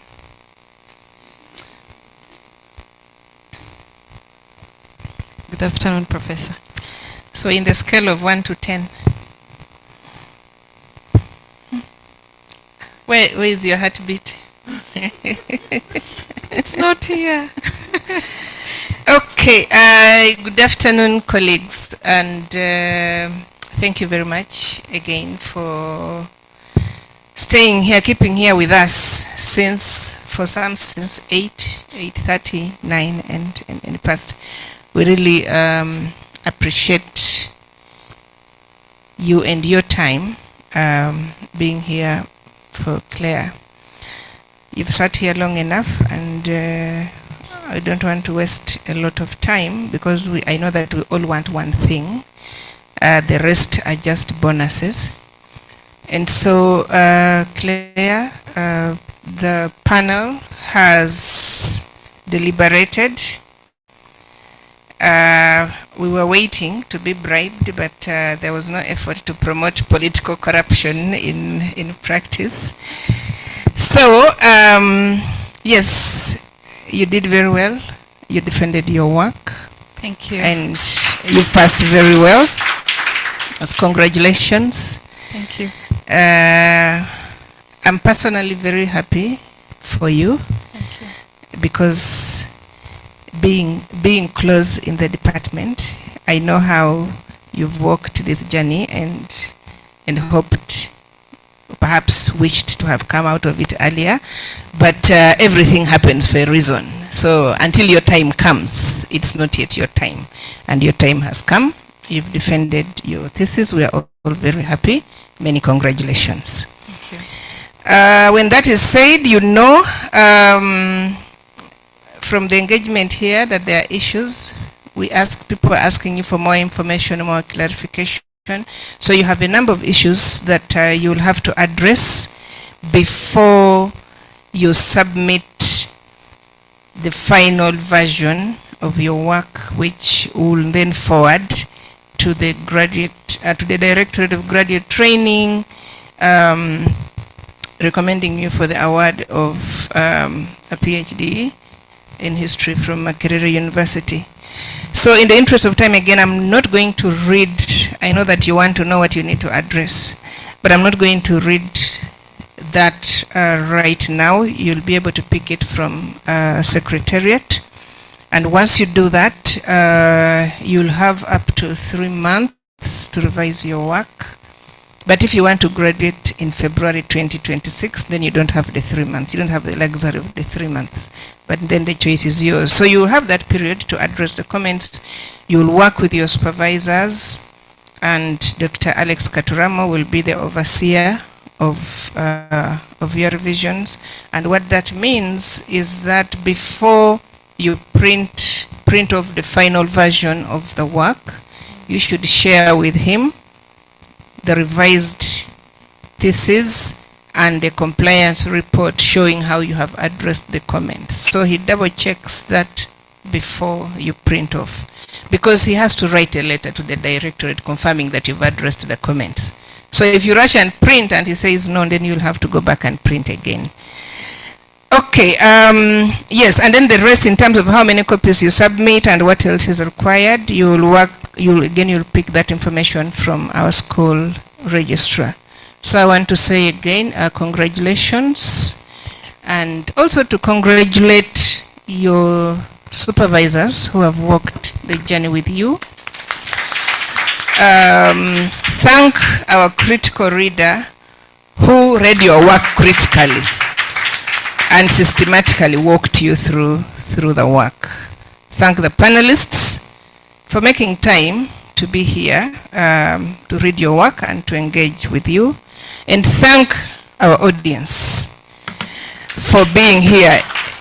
I think you also get motivated when you speak and the actual people listening to you. But if you speak and these are just empty chairs, you only have panelists. Yeah. You don't get energized. And so every time I saw you saying, I think that one, let me stand, I was like, okay, Claire is going to demonstrate to us that she's in charge. And of course, thank you, Professor Farouk, for making this possible, for supporting us always. And at this point, I think I bring my part to an end, but as tradition is in this room, we always give, not the candidate now, I don't know, between candidates and graduation, I don't know what they become, but we give the mic back to Claire if she has a word or two to say to us. Thank you, Claire.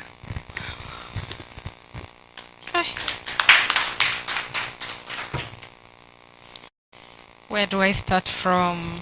This is overwhelming. I can say thank you for the love I have experienced since I started this journey.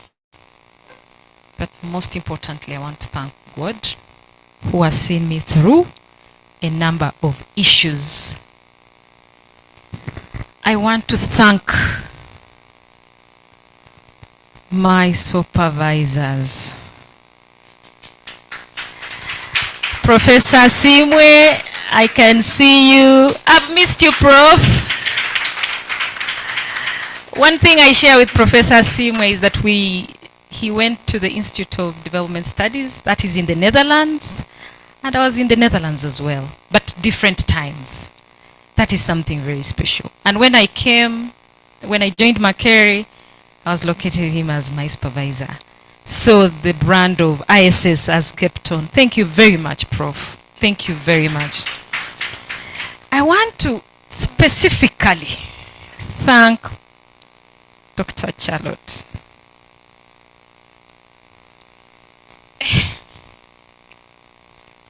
We've walked this journey, and thank you so, so much. I am so blessed to have you as my supervisor. That one I don't regret it. There are things Dr. Charlotte would do, and I'm wondering, I think am I the student? Professor Charlotte, you've sowed a seed and have become that seed. Thank you so much. I want to say two things. There's a time we're supposed to, my funding did not cater for research and conferences. So there's a day I went to her. Dr. Charlotte, you know, there's this conference that is going to happen in the US, the University of Notre Dame, that is Indiana State. She's quite tired, but now what are we going to do? We need some funding, don't you think so? I told her yes. She looked for funding. She even called some old priest. I don't know if she remembers. You know, my student is going to, can you please? She looked for that priest until we didn't get the contacts of the priest. That is Professor Charlotte for you. She has looked. Then there was this other scenario. The University of Pretoria. That one, she was like, you know, it doesn't hurt to call. Don't you think so? So we would behave, the other part of supervisor, we would be like, you know, younger sister trying to. So she looked for funding. I can assure you, I went to Pretoria, I presented the work on full funding, courtesy of Dr. Charlotte, my supervisor. We can sit for 8 hours. We are just discussing about the work and the trend. That is her. Thank you, Professor.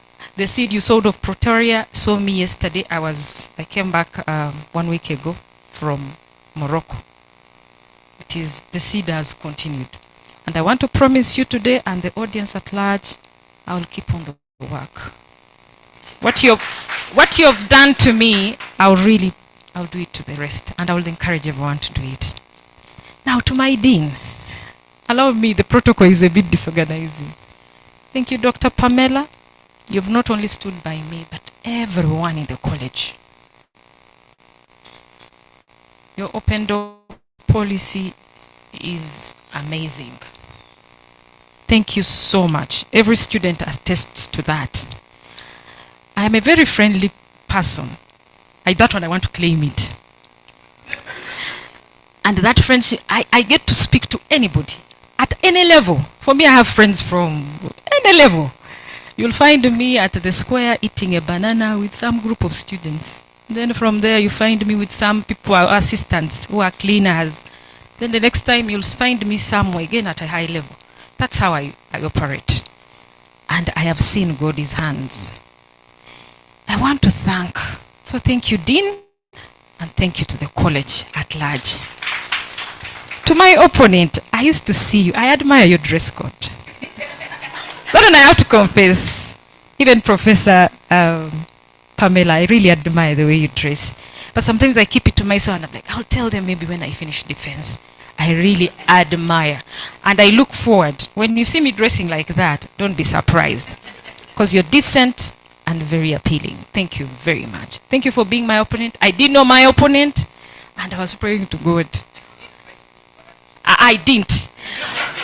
And I was like, whoever comes my way, that is it. I even told my sister, I remember she sent out, I think out of excitement, friends sent out their flyer. And this has been watched across the world. I have a professor who was my supervisor. He's 80 years old. He has held my hand all through. And he's a distinguished professor in anti-corruption studies. He's called Professor Johnson. He has reviewed over 1,000 books at 80. So we met recently. I presented the work to him and was very excited that welcome to the field. We are printing there's a paper, an article that we are coming up with. By next week, it should be in the press. So I've had that love, and I want to thank all of you for that. So thank you very much. To my family, Dr. Richard, I want to thank you in a very special way. You have walked with me this journey through ups and downs. You know it. And to your dear wife, you have been a family to me. And I want to, in her absence, I want to thank her very much. Thank you, Rose, if you're listening in. Thank you very much to the kids and everyone. To Sarah, that one, we disagree, we agree. We agree, disagree. She's there. She's a lawyer by profession. Sarah, thank you so much for coming. One of the curiosities that I had, I'm going to say this, Sarah, and forgive me. Sarah got a first class in law. It challenged me so much. And she was in the newspapers. I was like, what does it take to be in the newspaper? Can't I? I can assure you today, I think I've made the family proud. Because I'm the first. We call doctor. So I want to challenge you to come on board, and she's a lawyer and she uses Christian ethics. Sometimes she overdoes it, but which is in her law, she's very religious. I want to thank my family in absentia. Sarah, you're there. Thank you so much for each and everything. Amidst our ups and downs, God has been good. To Dr. Mugawe, short notice, but here you are. What love it is. He's there. He's the VC of UCU, Finance and Administration. If I don't mention this group, having been the president of the PhD Fellows at Makerere University, it has given me opportunities, networks, challenges every day. I even wondered why they gave me the position. I sat with them about four meetings, but they kept pointing at me that I should be the president. I told them, are you very sure? But I'm happy that I've navigated through. But I have had a core team. We call ourselves the core team. If you hear of Regendo, Regendo has been the speaker of the team. We have a council. For you to be safe in this world, you need a lawyer. We have had a lawyer. That is Oscar Nkenji. Then we also have someone who gives us predictions on how things work. That is Mbabazi from the College of Health Science. And then there is Muumuza, she's out of the country. Then Mwase, and also Irene. I want to thank the team. Thank you so much. Chachiga and so many other people. To the Makerere PhD. This is just the beginning. We are going to make sure CHUS is demonstrating that you can do your PhD in 3 years, in 4 years. It is possible. CHUS is leading actually in all this. And I want to thank CHUS in measurable ways. Thank you so, so much. Allow me to just read this and then we can conclude. Thank you for being here today.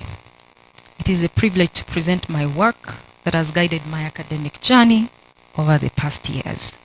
The research has been shaped not only by my curiosity and dedication, but by the support and guidance and the encouragement I've received from you online and you in here. Thank you so much. I would like to express my sincere gratitude to my supervisors, the committee members for their insightful mentorship and constructive feedback over the years. Their expertise has strengthened this work and continues to strengthen it. This has pushed me to grow as a researcher. I am deeply thankful to my colleagues, friends, and family whose patience and encouragement has sustained me through every challenge.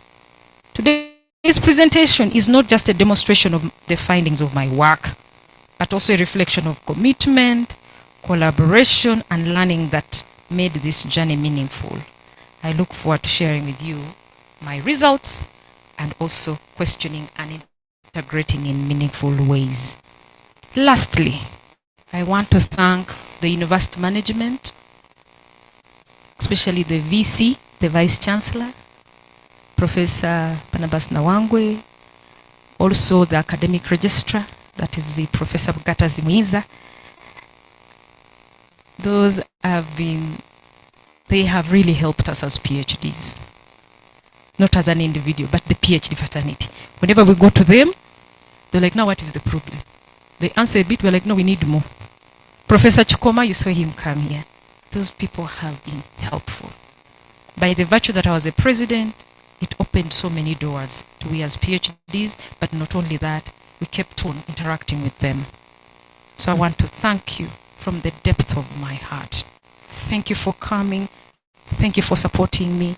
See me grow and we make the world a better place. For God and my country. Asanteni sana.